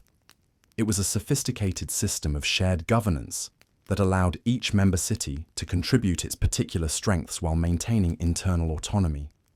Texcoco brought scholarly and artistic traditions, becoming the intellectual center of the alliance. Its ruler, Nezahualcoyotl, was renowned as both a wise lawgiver and a patron of the arts, creating legal codes and architectural projects that influenced the entire region. Tlacopan, though the smallest partner, controlled important trade routes and provided crucial military support. Tenochtitlan, as the dominant military power, gradually assumed leadership of the alliance while maintaining the fiction of equal partnership. The success of the Triple Alliance transformed the political landscape of Mesoamerica. No longer were the lake cities minor players paying tribute to distant overlords. they had become the overlords themselves, commanding tribute from territories stretching from coast to coast. The wealth that flowed into Tenochtitlan from this tribute system funded the massive construction projects that would make the city one of the wonders of the world. Under the leadership of rulers like Itzcoatl and Moctezuma Ilhuicamina, the Mexica developed the military and administrative systems that would enable their transformation from a regional power to a continental empire. They perfected the art of siege warfare, using massive armies to overwhelm enemy cities before offering the choice between submission and destruction. Those who submitted early retained their local rulers and customs while providing tribute and military support. Those who resisted faced the full fury of Mexica, military might, and the systematic destruction of their independence. The tribute system that emerged from these conquests was a marvel of administrative efficiency. Tribute collectors, backed by garrisons of Mexica warriors, regularly visited subject territories to collect the goods and services demanded by the imperial capital. These demands were carefully calculated based on each region's productive capacity and specializations. Coastal areas provided tropical feathers and cacao beans. Mountain regions contributed precious stones and metals. Agricultural areas supplied the corn, beans, and other staples that fed the growing urban population. The wealth generated by this system enabled Tenochtitlan to support a population that may have reached 200,000 people at its peak, making it one of the largest cities in the world. The urban area covered approximately 13 square kilometers and was connected to the mainland by massive causeways that served as both transportation arteries and defensive barriers. These causeways included removable sections that could be destroyed in case of attack, turning the city into an island fortress protected by the lake itself. The engineering achievements required to sustain such a large urban population on an island in a lake were extraordinary. The Mexica constructed elaborate aqueduct systems that brought fresh water from springs on the mainland, ensuring that the city's inhabitants had access to clean drinking water despite being surrounded by the brackish waters of Lake Texcoco. They developed sophisticated waste management systems that recycled human waste as fertilizer for the chinampas while maintaining public health and sanitation. The city's markets became legendary for their size and diversity. The Great Market at Tlatelolco, Tenochtitlan's sister city, was said to accommodate 60,000 traders on busy days. Goods from across the empire and beyond could be found there: precious metals and stones from the mountains, tropical birds and their feathers from the coasts, cotton textiles dyed in brilliant colors, carved obsidian weapons and tools, medicinal herbs and exotic foods. Spanish conquistadors would later compare these markets favorably to anything they had seen in Europe. But the true foundation of Mexica power lay not in their markets or monuments, but in their military organization and warrior culture. Every male was expected to serve as a warrior, and social advancement depended largely on success in battle. The capture of enemy warriors for sacrifice was more highly valued than killing them outright, creating a complex battlefield dynamic where tactical skill mattered more than simple aggression. The Mexica military was organized into units based on the Calpulli system, with each neighborhood contributing warriors who fought alongside their neighbors and kinsmen. This created strong bonds of loyalty and mutual dependence that made their armies remarkably cohesive and disciplined. Elite warrior societies like the Eagles and Jaguars provided specialized shock troops and military leadership, while also serving as stepping stones for social advancement. Military campaigns were carefully planned operations that combined religious ritual with practical logistics.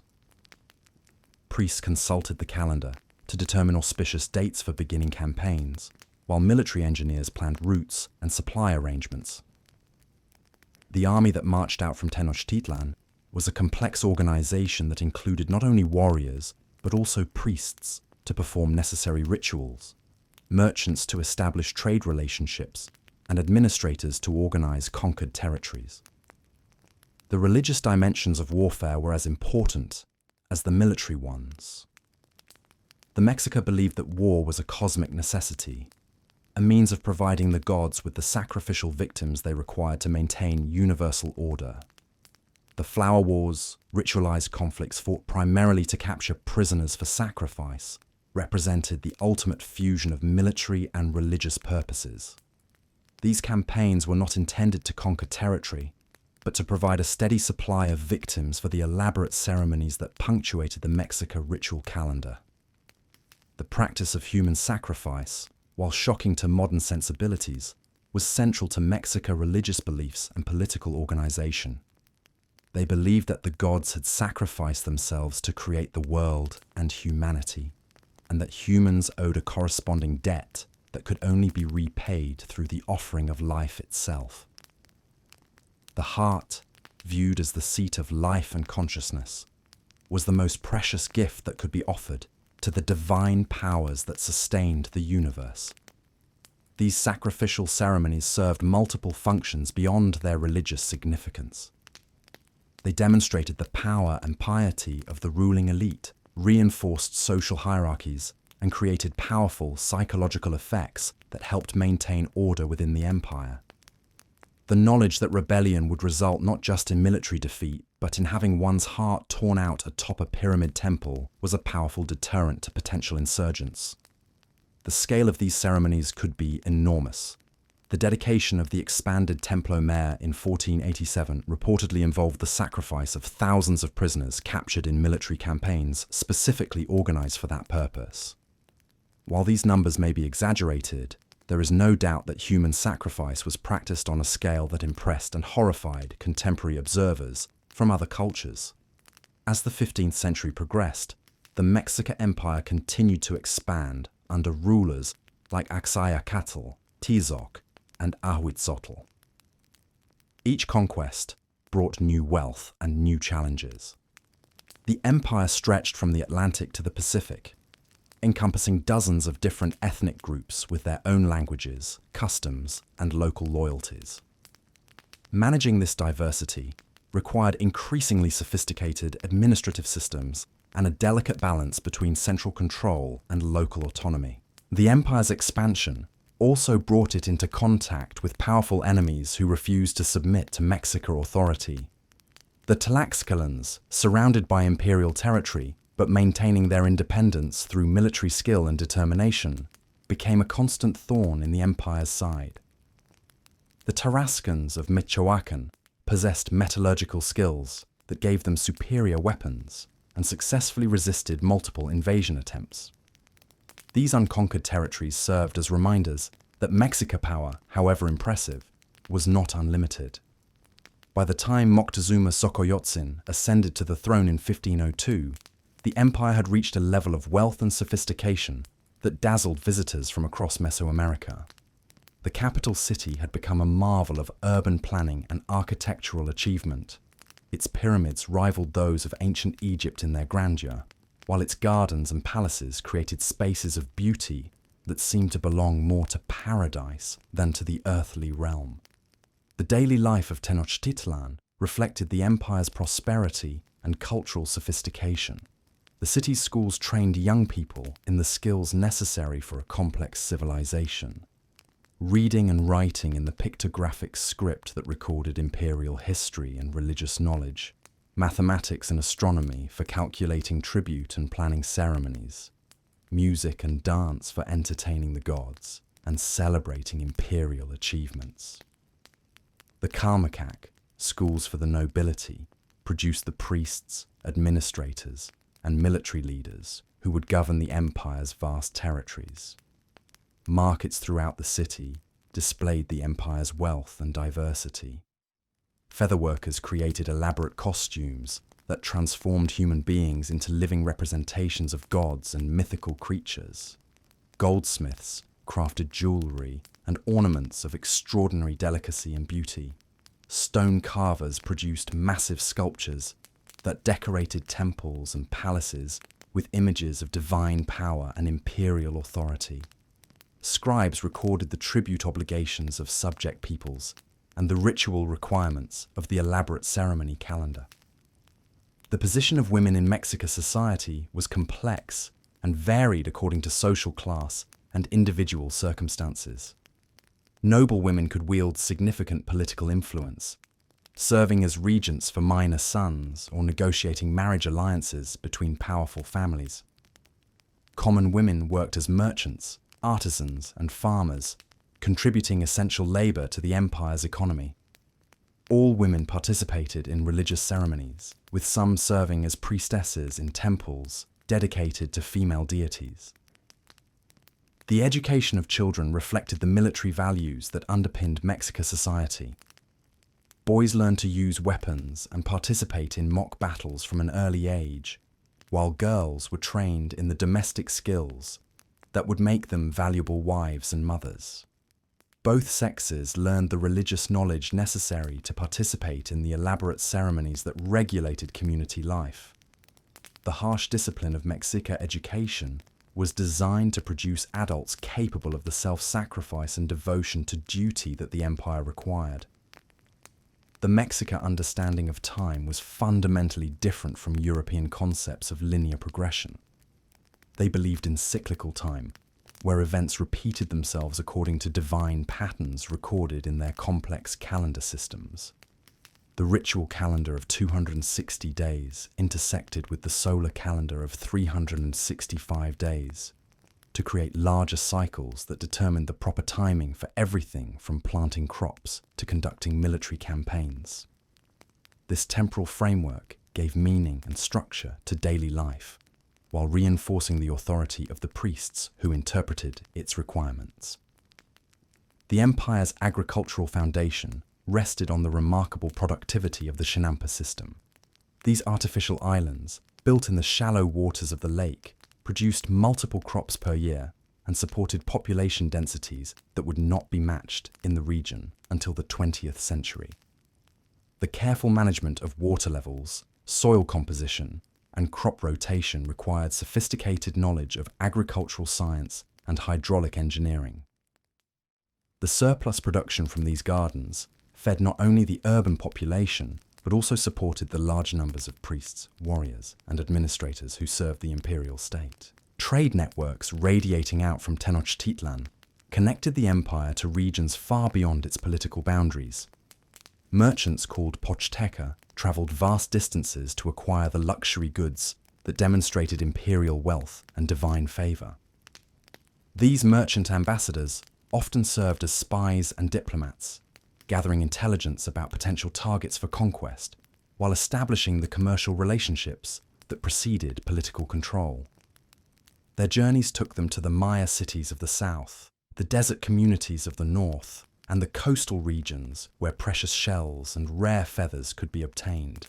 The religious calendar that governed imperial life was punctuated by festivals that combined celebration with solemnity, joy with terror.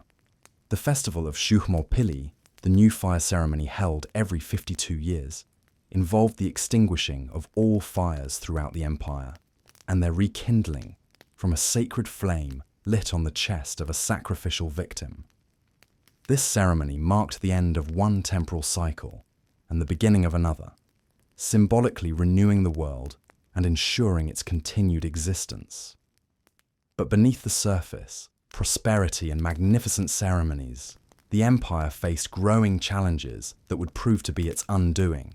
The constant demand for sacrificial victims required ever more military campaigns, straining resources, and creating enemies throughout Mesoamerica. The rigid social hierarchy that maintained order also limited social mobility and created resentment among those excluded from the benefits of imperial success.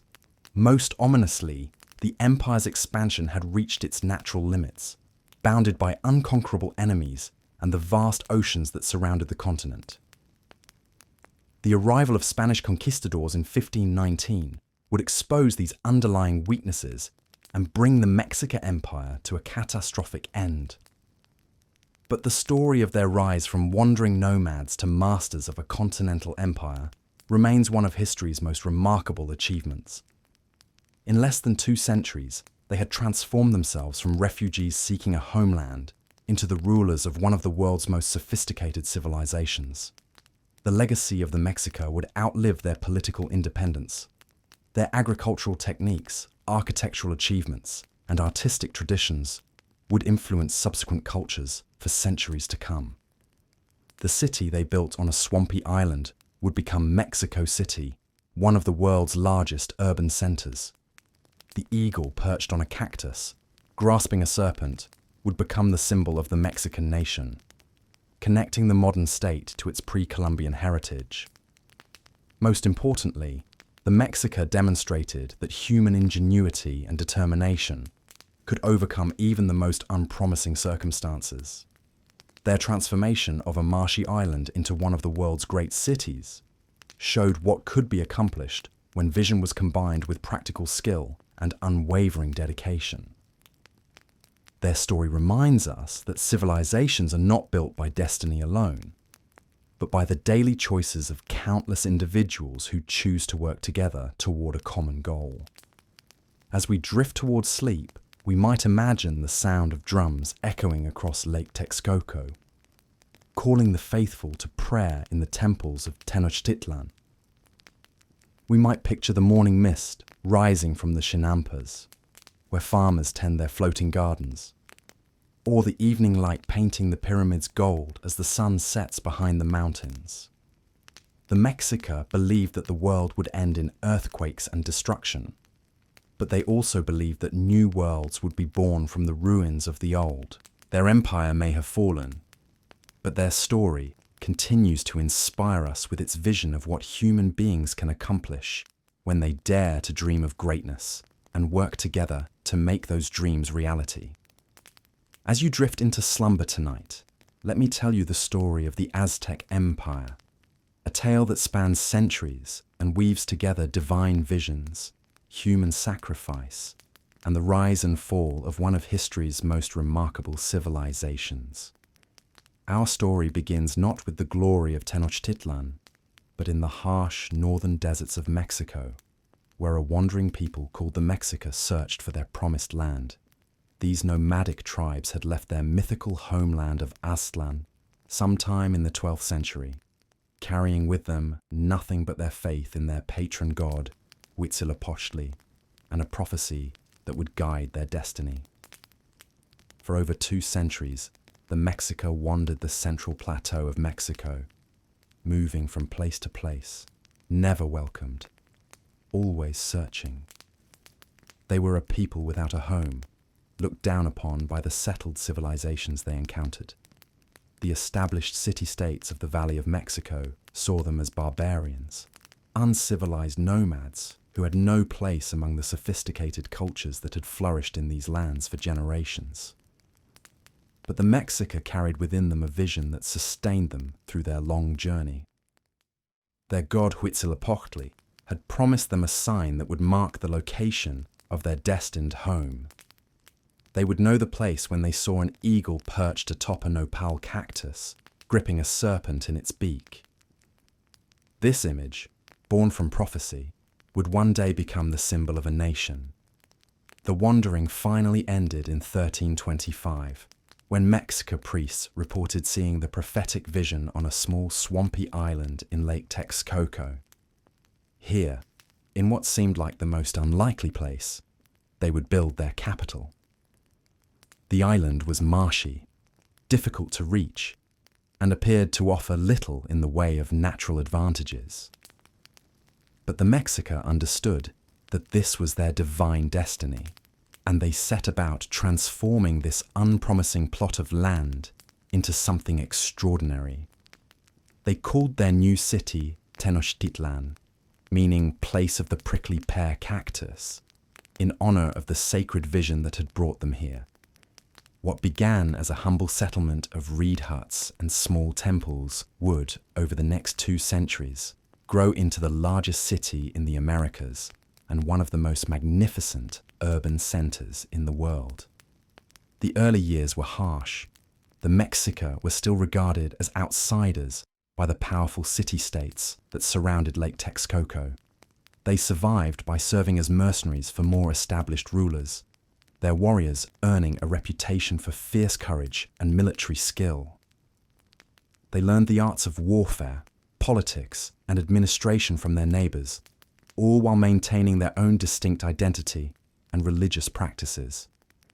The transformation from wandering tribe to imperial power began in earnest in 1428, when the Mexica formed what would become known as the Triple Alliance.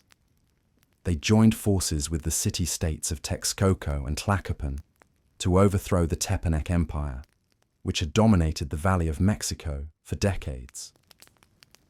This alliance would prove to be the foundation of Aztec imperial expansion.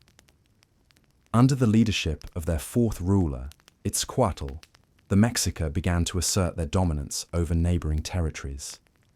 But it was under his successor, Moctezuma Iluikamina, that the empire truly began to take shape. This first Moctezuma, often called Moctezuma the Elder to distinguish him from his more famous descendant, ruled for nearly 3 decades and established many of the institutions that would define Aztec civilization. The empire that emerged was unlike the European kingdoms that Spanish conquistadors knew. Rather than direct territorial control, the Aztecs preferred a system of tribute and vassalage. Conquered cities were allowed to maintain their own rulers and customs as long as they paid tribute to Tenochtitlan and acknowledged Aztec supremacy. This system proved remarkably effective, allowing the empire to expand rapidly while avoiding the administrative burden of governing diverse populations directly. At the heart of this expanding empire lay Tenochtitlan itself, a city that grew more magnificent with each passing decade. The Aztecs proved to be master engineers, transforming their island home through a series of remarkable innovations. They developed the chinampas, often called floating gardens, which were actually artificial islands created by piling mud and vegetation onto the shallow lake bed. These agricultural plots were incredibly productive, capable of supporting the large population that would eventually call Tenochtitlan home. The city was connected to the mainland by 3 great causeways, each wide enough for several people to walk abreast. These causeways included removable bridges that could be destroyed in case of attack, turning the city into an impregnable island fortress. Fresh water was brought to the city through an ingenious aqueduct system that channeled spring water from the hills surrounding the lake. By the time the Spanish arrived in 1519, Tenochtitlan housed between 200,000 and 300,000 inhabitants, making it one of the largest cities in the world. The city was laid out on a grid pattern, with canals serving as streets that allowed canoes to transport goods and people throughout the urban area. At the center of the city stood the sacred precinct, a walled compound containing the most important temples and religious buildings. The crown jewel of the sacred precinct was the Templo Mayor, the great temple that dominated the city's skyline. This massive pyramid rose in 7 distinct levels, each built on top of the previous structure as successive rulers sought to honor the gods and demonstrate their own power. At its summit stood twin temples dedicated to the 2 most important deities in the Aztec pantheon, Huitzilopochtli, the god of war and the sun, and Tlaloc, the ancient rain god, whose favor was essential for agricultural success. Religion permeated every aspect of Aztec life, and it was a religion that demanded blood. The Aztecs believed that the gods had sacrificed themselves to create the world and humanity, and that humans owed a debt of blood to maintain the cosmic order. The sun needed nourishment to continue its daily journey across the sky, and that nourishment came in the form of human hearts and blood offered in sacrifice. These rituals, shocking to European sensibilities, were central to Aztec understanding of their place in the universe. They saw themselves as partners with the gods in maintaining the delicate balance that kept the world functioning. Warriors who died in battle or on the sacrificial altar were believed to join the sun god in his daily journey, while women who died in childbirth were honored as warriors who had fallen in the battle to bring new life into the world. The empire reached its zenith under two remarkable rulers, Moctezuma Xocoyotzin, known as Moctezuma So, and his predecessor Ahuitzotl. Under their leadership, Aztec armies marched from the Atlantic to the Pacific, bringing ever more territories under imperial control. The wealth that flowed into Tenochtitlan from tribute payments was staggering. Conquered provinces sent gold, jade, feathers, cacao, cotton, and countless other precious goods to the capital. The emperor himself lived in a palace complex that covered several acres and housed thousands of servants, guards, and administrators. European observers who saw it described halls that could hold thousands of people, gardens filled with exotic plants and animals, and aviaries containing birds from every corner of the empire. The emperor's court was a center of learning and artistic achievement, where poets, musicians, and scholars gathered to create works that celebrated the glory of the empire. Aztec society was highly stratified, with the emperor at the top, followed by the nobility, then commoners, and finally slaves. But it was also a society that offered opportunities for advancement through military service. Young men who distinguished themselves in battle could rise through the ranks of the warrior orders, gaining wealth, status, and the right to wear distinctive costumes and ornaments that marked their achievements. Education was highly valued, with schools for both nobles and commoners. The Kalmakak, schools for the nobility, provided intensive education in writing, astronomy, theology, and statecraft. The Telpok Kali, schools for commoners, focused on military training and basic education. Both types of schools emphasized discipline, self-sacrifice, and service to the state. Women in Aztec society had important roles, though they were different from those of men. Noble women could become priestesses or play important roles in religious ceremonies. All women were expected to master the arts of weaving and cooking, skills that were considered essential to maintaining household harmony and religious observance. Some women even became successful merchants, traveling to distant markets to trade in luxury goods. The Aztec calendar was one of their most sophisticated achievements, actually consisting of two interlocking systems. The ritual calendar had 260 days and was used for religious ceremonies and divination. The solar calendar had 365 days and tracked the agricultural year. These two calendars meshed together in a 52-year cycle, at the end of which the Aztecs celebrated the new fire ceremony, a time of renewal when all fires were extinguished and relit from a sacred flame. Trade was the lifeblood of the empire, with merchants called Pochteka traveling vast distances to bring exotic goods to the markets of Tenochtitlan. These merchants were more than simple traders. They often served as spies and diplomats, gathering intelligence about distant lands and peoples. The great market of Tlatelolco, adjacent to Tenochtitlan, was described by Spanish observers as larger and more varied than any market in Europe.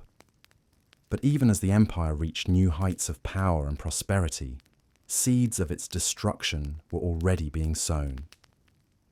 The system of tribute and vassalage that had enabled rapid expansion also created resentment among subject peoples.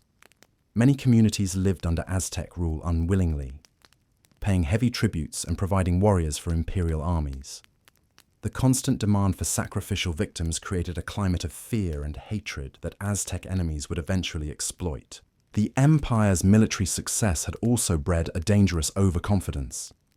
For generations, Aztec armies had seemed invincible, defeating all who opposed them. This created a sense of divine destiny that made it difficult for Aztec leaders to imagine that their empire could ever face serious threats. They had developed effective strategies for dealing with traditional enemies, armed with obsidian-tipped weapons and fighting according to familiar patterns.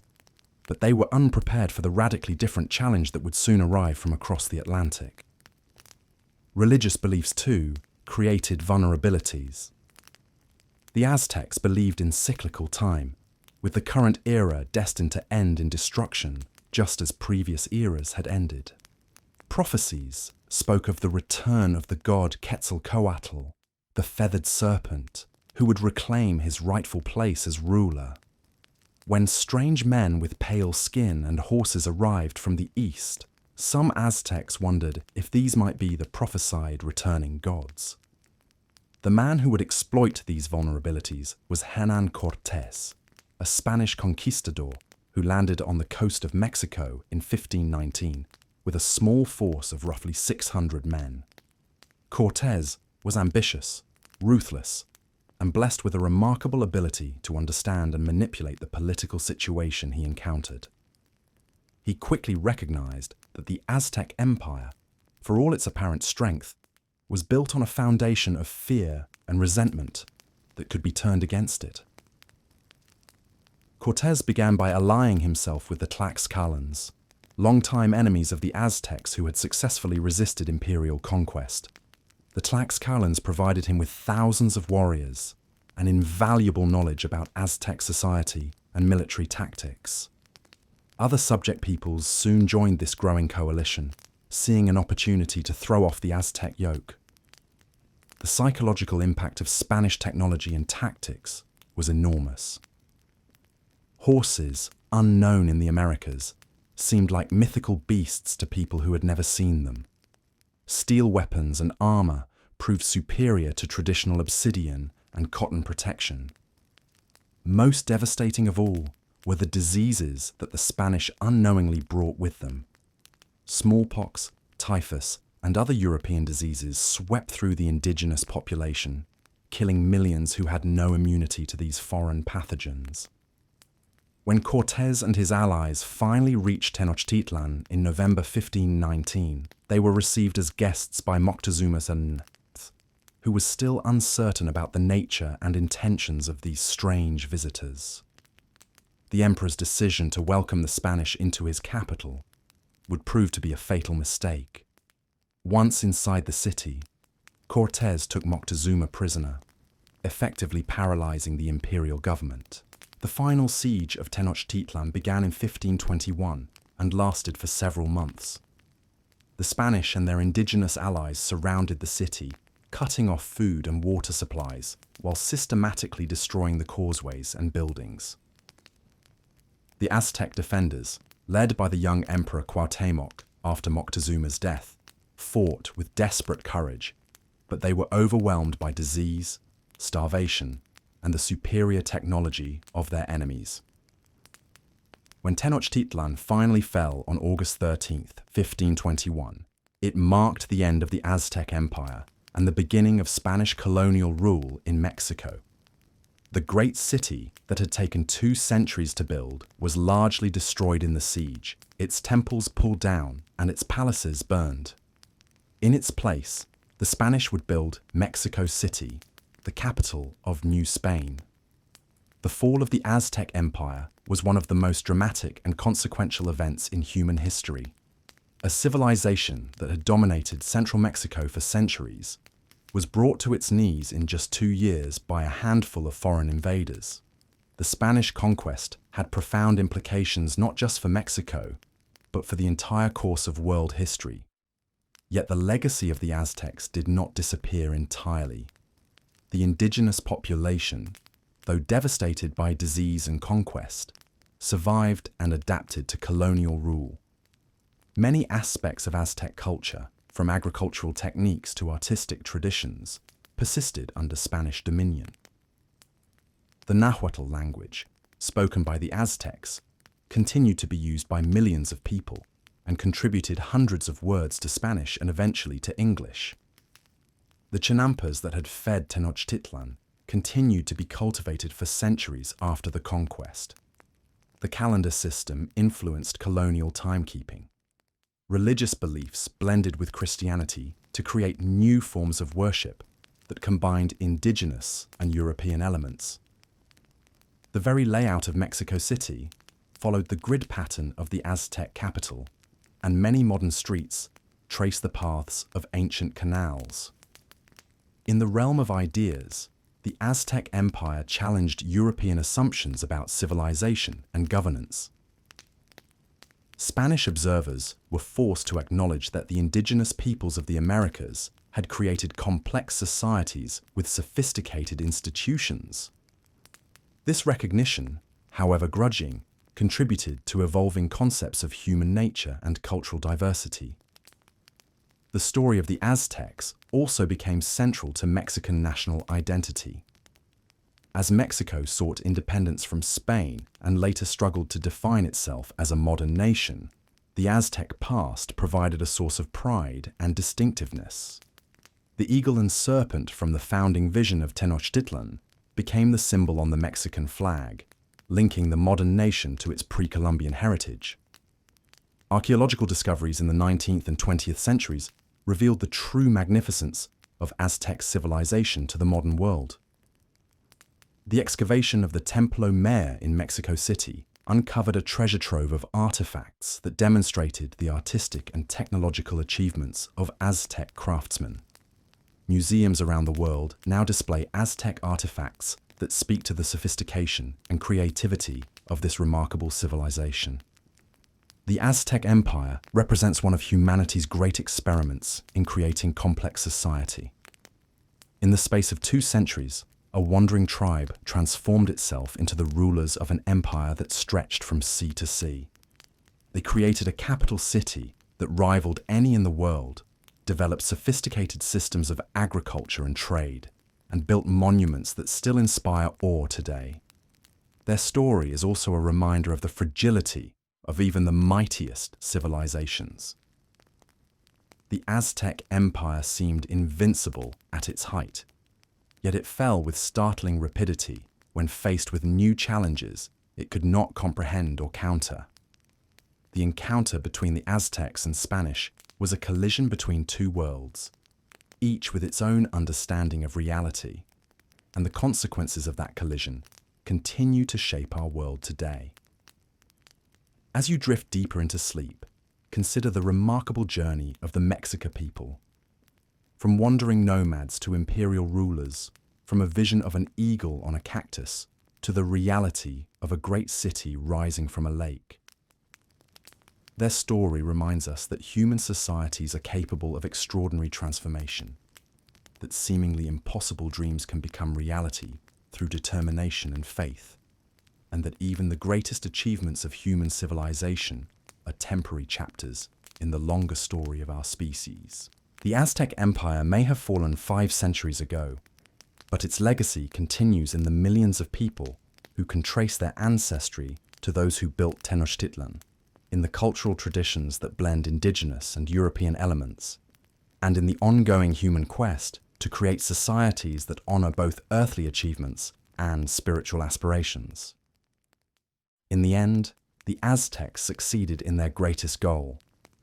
They achieved a form of immortality, not through the blood sacrifices they offered to their gods, but through the memories and inspirations they left for future generations to discover and cherish. Sleep well, and let the dreams of ancient Mexico carry you through the night, where eagle and serpent dance eternal in the realm of human imagination. As the great river carved its ancient path through endless sands, the people who would become masters of stone and time began to stir. The annual flood brought more than fertile soil. It brought the rhythm of eternity itself, teaching these early dwellers that life, death, and rebirth were woven into the very fabric of existence. In the sacred valley where the black earth met the red desert, a civilization was taking shape that would outlast empires, survive the rise and fall of distant kingdoms, and leave monuments that still pierce the sky after 4.5 millennia. This was not merely the birth of a nation, but the dawn of humanity's first encounter with the divine, made manifest in stone. The Aztec Empire had shown the world what could be achieved when mortal ambition reached toward the heavens, when warriors and priests united under the banner of cosmic purpose. But as their great city fell to Spanish steel and foreign disease, Another story was already ancient beyond measure, a tale of god-kings who built their tombs as stairways to the stars, of a people who turned the challenge of desert and flood into the foundation of immortal greatness. This is the story of a land where pharaohs ruled as living gods, where the dead were preserved for eternity, and where the greatest architectural achievements in human history rose from the genius of a people who understood that true power lay not in conquest alone, but in harmony with the eternal forces that governed both earth and sky. From the first unification of the two lands to the final breath of the last pharaoh, this is the entire story of ancient Egypt. A civilization that measured time not in years, but in dynasties, and built not for the moment, but for forever.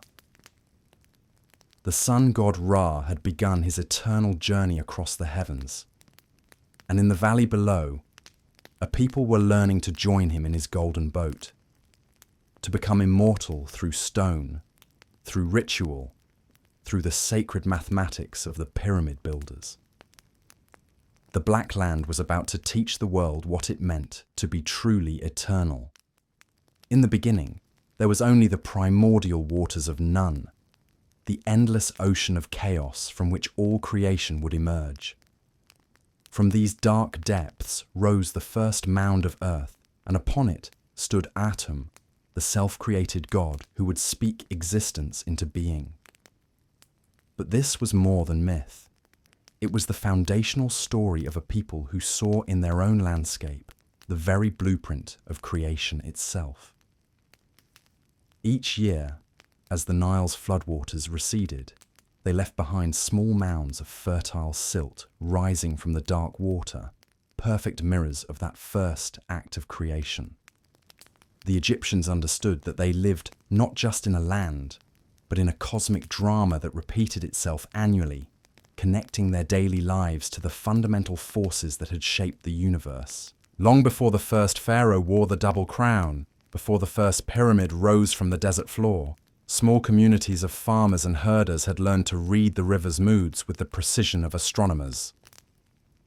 They discovered that the annual flood arrived in harmony with the rising of Sirius, the dog star, just before dawn, proof that heaven and earth moved in perfect synchronization. These early settlements along the Nile were already sophisticated in ways that would define Egyptian civilization for millennia. They oriented their villages to catch the cooling north wind, built their homes from mud brick that would endure for generations, and developed agricultural techniques that could feed large populations in a land where rain was almost unknown. But it was in their treatment of the dead that these early Egyptians revealed their most distinctive insight into the nature of existence. Unlike other ancient peoples who simply buried their deceased, the inhabitants of the Nile Valley began the practice of deliberate preservation. They wrapped bodies in linen, placed them in wooden coffins, and surrounded them with provisions for a journey they believed would lead to eternal life. The tomb goods found in these pre-dynastic burials, pottery painted with images of boats, dancers and animals both real and mythical, reveal a people already convinced that death was not an ending but a transformation. The boat motifs are particularly telling, for they show that even before the great funeral barges of the pharaohs, Egyptians envisioned the afterlife as a journey across celestial waters. This early period, archaeologists tell us, saw the gradual coalescence of two distinct kingdoms. In the south, Upper Egypt stretched from the first cataract at Aswan to the region around modern-day Cairo, a narrow ribbon of green bordered by high cliffs that compressed the river into a swift, dramatic flow. Here, in cities like Hierakonpolis and Abydos, chieftains who wore the tall white crown of Upper Egypt ruled over communities that remained closely tied to ancient traditions. In the north, Lower Egypt spread across the broad delta, where the Nile divided into multiple branches before reaching the Mediterranean. This was a more cosmopolitan region, open to influences from across the sea, where rulers donned the red crown and governed from cities that served as gateways to the wider world. For centuries, These two kingdoms existed in a complex relationship of trade, rivalry, and occasional warfare. The archaeological record shows evidence of both peaceful exchange and violent conflict, as ideas, goods, and armies moved up and down the river that served as Egypt's central highway. The art of this pre-dynastic period reveals a society already obsessed with order, hierarchy, and the proper relationship between earthly and divine authority. Ceremonial palettes, carved knife handles, and decorated pottery show processions of animals, lines of captives, and rulers performing rituals that would remain virtually unchanged for 3,000 years. One of the most significant of these artifacts is the Hierakonpolis painted tomb, whose walls bear some of the earliest large-scale narrative art in human history. The scenes show boats with high prows carrying figures that may represent gods or deified ancestors, warriors in combat, and animals both domestic and wild arranged in patterns that suggest cosmic significance. The boats depicted in this tomb are particularly important, for they establish a visual language that would persist throughout Egyptian history. These vessels are not merely transportation, but cosmic vehicles, carrying their passengers across the waters that separate the world of the living from the realm of the dead. The tradition of the solar bark, the boat in which the sun god Ra travels across the sky each day, has its roots in these earliest artistic expressions. Religious beliefs during this formative period were already sophisticated, incorporating elements that would become central to later Egyptian theology. The concept of Ma'at, cosmic order, truth, and justice, appears to have emerged from the practical necessity of maintaining harmony in communities that depended entirely on the river's reliable annual cycle. The gods of this early pantheon were often associated with animals whose behavior provided insights into the natural world. The ibis, whose appearance heralded the flood, became associated with Thoth, god of wisdom and writing. The falcon, soaring high above the valley, was linked to Horus, the sky god who would become the divine prototype of pharaonic power. The cow, whose milk sustained life, was connected to Hathor, goddess of love, music, and maternal protection. But perhaps the most significant development of this period was the emergence of what Egyptologists call the divine kingship ideology, the belief that earthly rulers were not merely chosen by the gods but were themselves divine beings, whose proper function was to maintain the cosmic order through ritual action and just governance. This concept would prove revolutionary in human political development. Previous societies had certainly claimed divine approval for their rulers, but the Egyptians went further, asserting that the king was literally a god incarnate, responsible not just for governing his people, but for ensuring that the sun rose each morning, the Nile flooded each year, and the forces of chaos did not overwhelm the ordered universe. The practical implications of this ideology were enormous. If the king was divine, then opposition to royal authority was not merely political rebellion, but cosmic sacrilege. If the king's ritual performance was essential to universal order, then the resources of the entire kingdom could legitimately be devoted to ensuring that these rituals were performed with perfect precision and magnificent splendor. Trade networks during this pre-dynastic period already extended far beyond the Nile Valley. Lapis lazuli from Afghanistan, cedar wood from Lebanon, and gold from Nubia found their way into elite burials, indicating that Egypt was connected to long-distance exchange systems that would only grow more extensive as political unification provided the stability necessary for large-scale commercial ventures.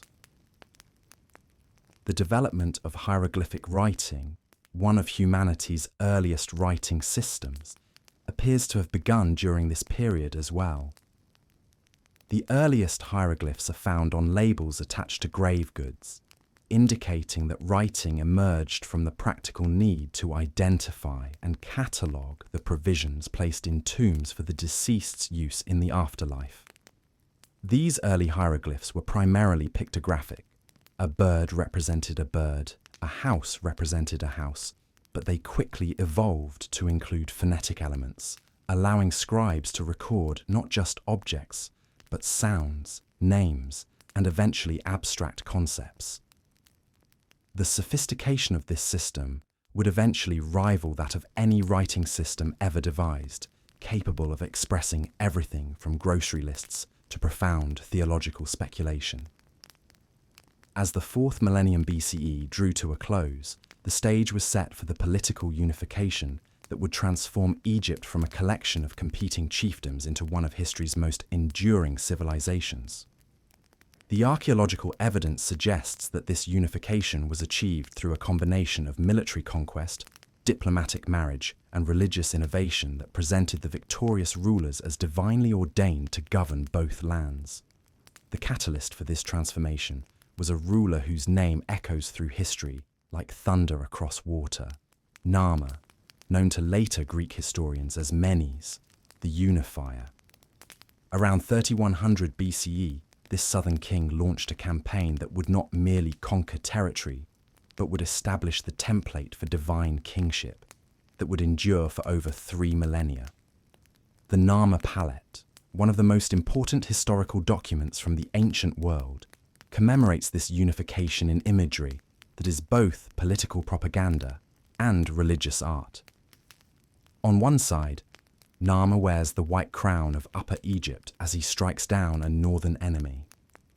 On the other, he wears the red crown of Lower Egypt as he inspects the decapitated corpses of his foes. But the palette is more than a record of military victory. It establishes the iconographic language of pharaonic power that would remain virtually unchanged for 3,000 years.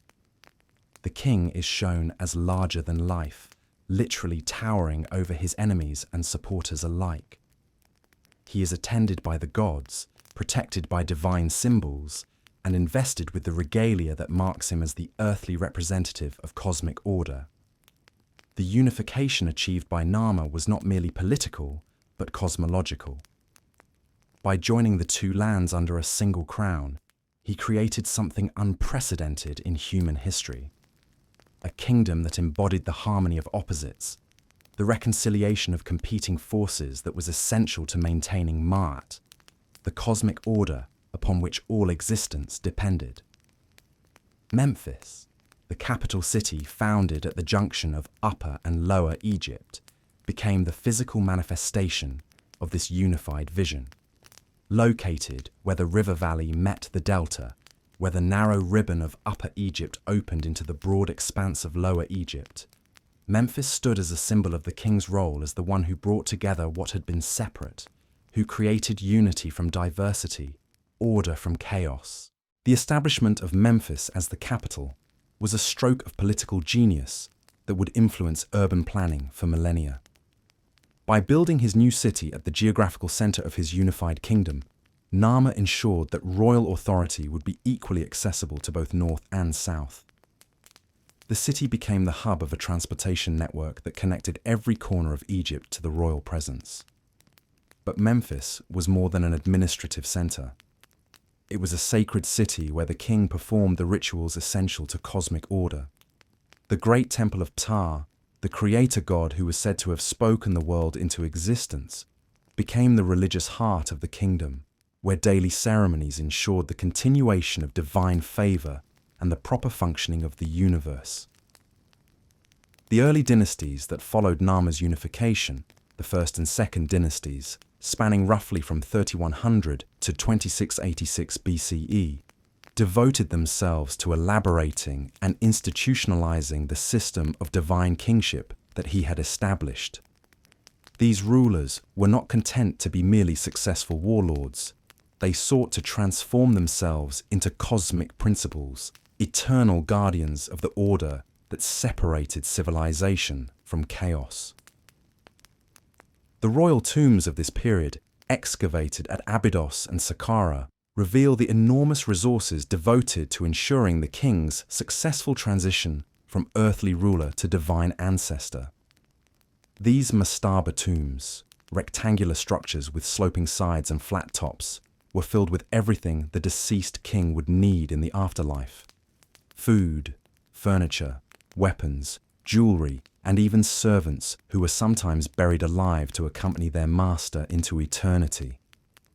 The practice of human sacrifice at royal funerals, while shocking to modern sensibilities, reflected the logical extension of divine kingship ideology.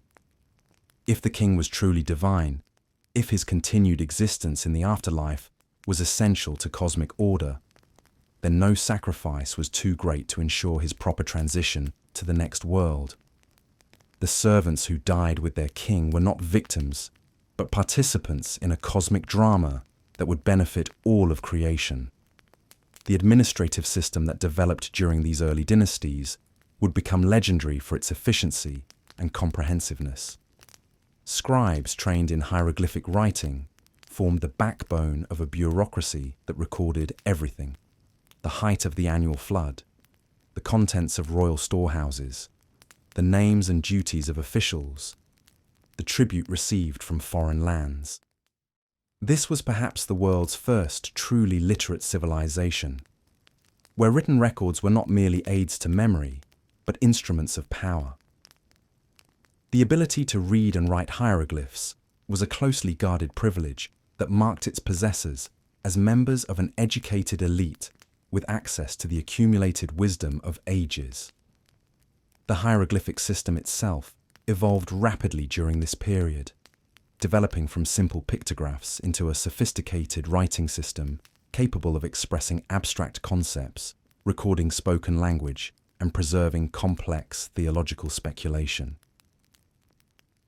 The scribes who mastered this system were not mere clerks, but intellectuals whose skills were essential to the functioning of the state.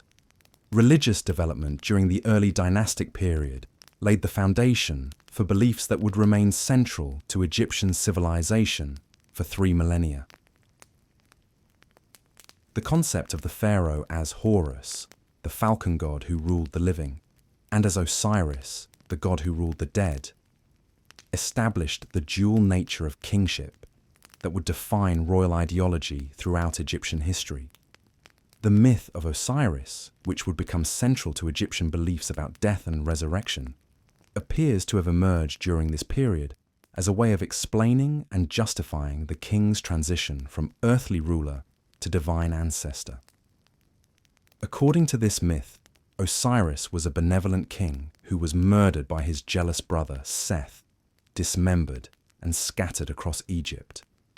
His wife Isis gathered the pieces and restored him to life. But Osiris chose to rule the underworld rather than return to earth, becoming the judge of the dead and the guarantor of eternal life for the righteous. This story provided a powerful model for understanding royal death, not as ending, but as transformation, not as defeat, but as assumption of an even more important cosmic role.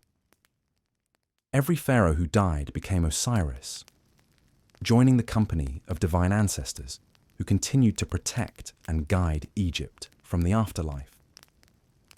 The artistic achievements of the early dynastic period established conventions that would remain virtually unchanged for 3,000 years.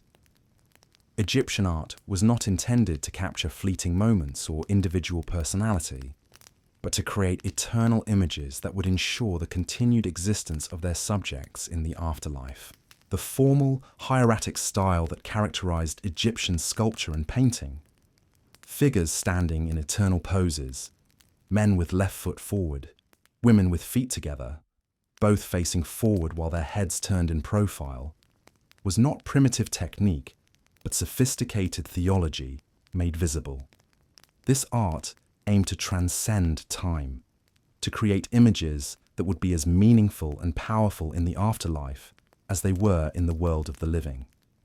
By the end of the early dynastic period, around 2686 BCE, Egypt had become recognizably itself. A unified kingdom stretching from the First Cataract to the Mediterranean, ruled by divine pharaohs, sustained by the annual gift of the Nile flood, organized by an increasingly sophisticated bureaucracy, and protected by the cosmic order of Maat. But human ambition, once awakened, knows no bounds. The pharaohs who inherited this carefully ordered world would soon discover that stone and geometry, properly combined, could touch the imperishable stars themselves. The stage was set for the Old Kingdom, the age of pyramid builders, when Egypt would create monuments so magnificent that they would be counted among the wonders of the world for all time. The Great Pyramid Complex at Giza stands today as humanity's most enduring achievement, but its story begins not with grand ambition, but with a single revolutionary idea. Around 2670 BCE, a third dynasty pharaoh named Djoser faced the same challenge that had confronted every ruler before him: how to ensure his successful journey to the afterlife while demonstrating his divine authority to the living. The answer came from his architect, a man whose genius would echo through eternity. Imhotep, physician, astronomer, sage, and master builder, stood before his pharaoh with plans that defied every convention of royal burial. No longer would the divine ruler rest beneath a simple mastaba tomb. Instead, he would ascend to heaven on a stairway of stone. At Saqqara, across the Nile from Memphis, Imhotep began construction of something unprecedented: a stepped pyramid rising in 6 massive tiers toward the sky. Each level represented progress closer to the divine realm, a physical manifestation of the celestial ladder that would carry the deceased pharaoh to join Ra in his solar bark. The step pyramid complex was more than a tomb. It was a miniature cosmos rendered in limestone. Courtyards for the eternal celebration of the Sed festival, chambers filled with provisions for the afterlife, false doors through which the pharaoh's spirit could pass between worlds. For the first time in human history, someone had attempted to construct eternity itself. But Imhotep's masterpiece was only the beginning. His innovation unleashed an architectural fever that would consume the 4th dynasty and create wonders that still inspire awe 4.5 millennia later. The challenge had been set. Each new pharaoh must reach higher, build grander, achieve greater perfection than his predecessor. Sneferu, first pharaoh of the 4th dynasty, inherited this ambition and made it his obsession. He embarked on a construction program so vast it defies comprehension. Not 1 pyramid, but 3, each a stepping stone toward architectural perfection. At Maidum, he completed a stepped pyramid begun by his predecessor, then transformed it into the first true pyramid by filling in the steps with smooth limestone casing. But the angles were wrong, the weight distribution flawed. Parts of the structure collapsed, earning it the modern name, the Collapsed Pyramid. Undeterred, Sneferu moved north to Dahshur and began again. His second attempt rose at a sharp angle of 54 degrees, but halfway up, the builders realized their mistake. The angle was too steep. The structure would collapse under its own weight. They changed course mid-construction, reducing the angle to 43 degrees, creating the distinctive bent profile that gives the bent pyramid its name. Still not satisfied, Sneferu commissioned a third pyramid at Dahshur, the Red Pyramid, named for the reddish limestone of its core. Here, finally, the builders achieved perfection. The angle was ideal, the construction flawless. The first true pyramid stood complete, its smooth sides catching the desert sun like a geometric mountain crafted by the gods themselves. Sneferu's son inherited not just a throne, but a challenge that seemed impossible to surpass. How could any structure exceed the magnificence of his father's achievements? Khufu's answer would become one of the 7 wonders of the ancient world. At Giza, on a plateau overlooking Memphis, Khufu's architects laid out plans for a pyramid that would dwarf all others. For over 20 years, perhaps 30,000 workers labored to create the Great Pyramid. Massive limestone blocks, each weighing as much as 15 tons, were quarried from the Giza Plateau itself. The finest white limestone came from Tura across the Nile, ferried by barges during the annual flood. Granite for the inner chambers travelled 600 miles down the Nile from Aswan, massive blocks that required specially constructed vessels to transport. The precision of the Great Pyramid borders on the supernatural. Its base covers 13 acres and is level to within just 2 centimeters. The 4 sides align almost perfectly with the cardinal directions, deviating by only 3 arc minutes. The pyramid's height, originally 481 feet, relates to its base by the mathematical constant pi, though whether this was intentional or coincidental remains one of Egyptology's enduring mysteries. Inside, the architects created a complex of chambers and passageways that speaks to both practical needs and cosmic symbolism. The descending passage plunges into the bedrock toward an unfinished subterranean chamber, perhaps the original burial site abandoned when plans changed. The ascending passage leads to the Grand Gallery, a soaring corridor with a corbelled ceiling that ranks among the masterpieces of ancient architecture. At its end lies the King's Chamber, constructed entirely of red granite and housing a massive sarcophagus that was placed there during construction, too large to fit through the passages once the pyramid was complete. The Great Pyramid was not merely Khufu's tomb, but the centerpiece of an entire necropolis. The complex included a mortuary temple, where daily offerings would be made to the deceased pharaoh's spirit, a causeway connecting the pyramid to a valley temple, where the mummification rituals were performed, and smaller pyramids for Khufu's queens. Surrounding the main pyramid, hundreds of mastaba tombs housed the nobles and officials who would serve their pharaoh in the afterlife, creating an eternal city of the dead. But even Khufu's achievement could not satisfy the architectural ambitions of the 4th dynasty. His son Khafra constructed the 2nd pyramid at Giza, slightly smaller than his father's but appearing taller because it stands on higher ground. Khafra also commissioned the Great Sphinx, carved from a massive outcrop of limestone left by his father's quarrying operations. With the body of a lion and the head of a pharaoh, the Sphinx embodies the concept of divine kingship, the wisdom of humanity combined with the strength of the mightiest predator. Menkaure, Khafra's successor, completed the Giza trilogy with a 3rd pyramid, smaller than its companions, but no less carefully constructed. By now, the enormous expense of these projects was straining even the vast resources of the most powerful state on Earth. The royal pyramid remained massive, but the complex was simpler, the subsidiary buildings less elaborate.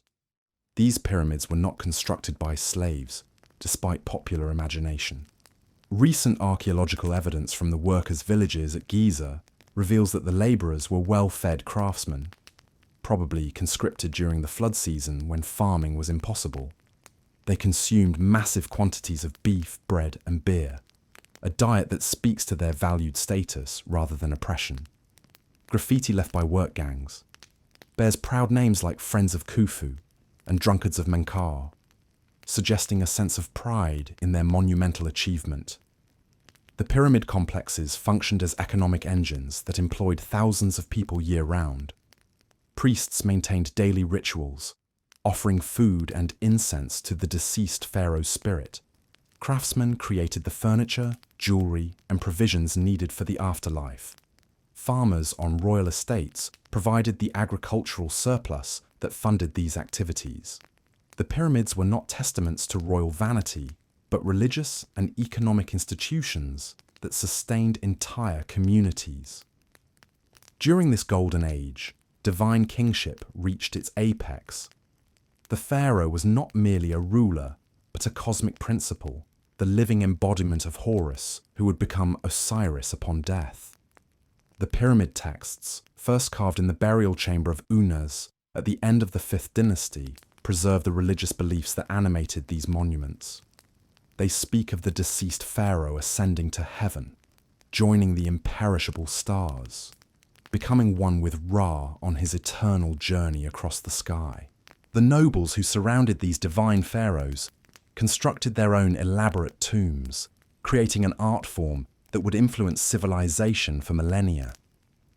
The mastaba tombs at Saqqara and Giza are decorated with scenes of daily life rendered in exquisite detail.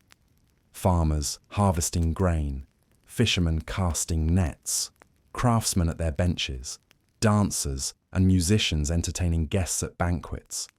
These images were not mere decoration, but magical insurance, ensuring that the deceased would enjoy these pleasures throughout eternity. Women enjoyed remarkable status during the Old Kingdom. Queen Hetepheres, Khufu's mother, was buried with furniture and jewellery of extraordinary craftsmanship. The goldwork found in her tomb demonstrates a level of artistic achievement that would not be surpassed for centuries. Other royal women, like Queen Khentkaawes, may have ruled in their own right during transitional periods between dynasties. The administrative system that supported this monumental age was a marvel of efficiency. The Abusir papyri, discovered in the pyramid complex of Neferefre, provide the earliest substantial administrative archives from ancient times. They reveal a bureaucracy of extraordinary sophistication, tracking everything from the daily rations of temple workers to the movements of ships carrying stone from distant quarries. Officials with titles like Overseer of all royal works and Chief Architect commanded resources that dwarfed those of most contemporary kingdoms. Science and mathematics flourished alongside architecture. The Edwin Smith Papyrus, though copied much later, preserves medical knowledge that likely dates to this period. The first systematic description of surgical procedures, anatomical observations, and rational medical thinking. The Rene Papyrus demonstrates mathematical concepts, including the beginnings of geometry and algebra, that the pyramid builders must have mastered to achieve their architectural miracles. Trade networks expanded to support the construction programs. Cedar wood from Lebanon provided timber for boats and scaffolding. Gold from Nubia funded the vast expenses. Copper from Sinai was alloyed with tin to create bronze tools that made precise stone cutting possible. Lapis lazuli from Afghanistan decorated royal jewelry, while incense from Punt perfumed temple rituals. Religious concepts crystallized during this period that would remain central to Egyptian belief for 3,000 years. The sun god Ra emerged as the supreme deity, the creator and sustainer of all life. The deceased pharaoh was thought to join Ra's crew on the solar bark, helping to fight off the serpent Apophis, who threatened to devour the sun each night. This daily cosmic drama was reflected in the orientation of temples and pyramids, aligned to catch the first rays of dawn. But even the mightiest kingdoms contain the seeds of their own decline. The enormous resources devoted to pyramid construction gradually weakened the central government. Provincial governors, grown wealthy from managing the royal estates, began to assert increasing independence. The ideology of divine kingship, taken to its logical extreme, paradoxically weakened royal power by making the pharaoh too sacred for effective political action. The Fifth Dynasty marked the beginning of this slow decline. The pyramids grew smaller, the construction less precise. Solar temples dedicated to Ra began to compete with royal tombs for resources and attention. The divine pharaoh was still revered, but power was slowly diffusing to the priesthood and provincial nobility. Pepi II, who ascended the throne as a child around 2278 BCE, would rule for 94 years, the longest reign in human history. But longevity proved a curse rather than a blessing. As the aged pharaoh became increasingly isolated in his palace, real power shifted to regional governors who ruled their provinces like independent kingdoms. The central government, weakened by decades of massive construction projects and lavish court life, could no longer enforce its authority over distant territories. Climate change compounded political weakness. The annual flood, the foundation of Egyptian prosperity, began to fail. Drought gripped the region, causing famine and social unrest. Provincial governors hoarded grain while the central government proved powerless to redistribute resources effectively. The unified realm that had stood for over 5 centuries began to fragment. As Pepi II's endless reign finally ended, The last vestiges of central authority crumbled with him. Provincial warlords declared independence. Memphis emptied as courtiers fled to their home districts, and the Great Pyramids stood silent, their daily rituals abandoned. The age of divine pharaohs was over. Chaos was about to be born. The collapse came not with fire and sword, but with the simple failure of water to rise. For 7 years in succession, the life-giving flood barely reached the banks of the Nile. Fields that had known fertility for millennia turned to dust. Granaries built to last through normal lean years emptied and stayed empty. The divine order that had sustained civilization for 8 centuries cracked like sun-baked clay. In the villages, people began to die. First the elderly, then the children, finally the strong young farmers who had always seemed as eternal as the pyramids themselves. The provincial governors, grown fat on the tribute that had once flowed to Memphis, hoarded what grain remained. Trade routes emptied as merchants found nothing to buy and no one able to pay. The bureaucrats who had recorded every basket of wheat and every jar of oil found themselves with nothing left to count. Memphis, the eternal capital, became a ghost city. The great palace where divine pharaohs had held court for centuries echoed with the footsteps of servants who would soon abandon their posts. The workshops that had created treasures for royal tombs fell silent. The priests who had maintained daily rituals in temple after temple found their altars bare of offerings. Even the gods, it seemed, had abandoned their chosen people. But nature's cruelty only revealed the deeper rot that had been spreading through the kingdom's foundations. The old kingdom had not merely collapsed, it had devoured itself. Decades of pyramid construction had drained the treasury, leaving no reserves for crisis. The ideology of divine kingship had grown so rigid that rulers could no longer adapt to changing circumstances. Most fatally, power had drained away from the center to regional strongmen who owed their positions to royal favor but felt no loyalty to royal authority. When central government finally disappeared, these provincial governors simply declared themselves independent rulers. The unified realm shattered into dozens of petty kingdoms, each controlling a few districts along the Nile. They fought constant wars over irrigation rights, trade routes, and the dwindling resources of a land in crisis. Some called themselves pharaohs, commissioning crude pyramids and pathetic imitations of royal regalia. Others abandoned all pretense and ruled as simple warlords. The sacred order that had made civilization possible evaporated. Mat, the cosmic principle of truth, justice, and harmony, seemed to have fled the world entirely. Ancient texts from this period preserve the horror of those who lived through civilization's collapse. The land spins around as does a potter's wheel. Towns are destroyed. Upper Egypt has become wasteland. Crocodiles gorge on the fish they have caught, and people go to them of their own accord. Even more shocking than political chaos was social revolution. The rigid hierarchies that had defined society for centuries dissolved overnight. Servants claimed their master's property, peasants wore fine linen, while nobles dressed in rags. The careful burial customs that had distinguished rich from poor disappeared, as surviving communities could barely afford to bury their dead at all, let alone with the elaborate provisions that had once guaranteed eternal comfort. Yet as we reach the end of our journey through the rise and fall of the mighty Aztec Empire, we are reminded that even the greatest civilizations are but chapters in humanity's ongoing story. The Aztecs, like the Egyptians and Incas before them, showed us the remarkable heights human ingenuity, organization, and spiritual devotion can achieve.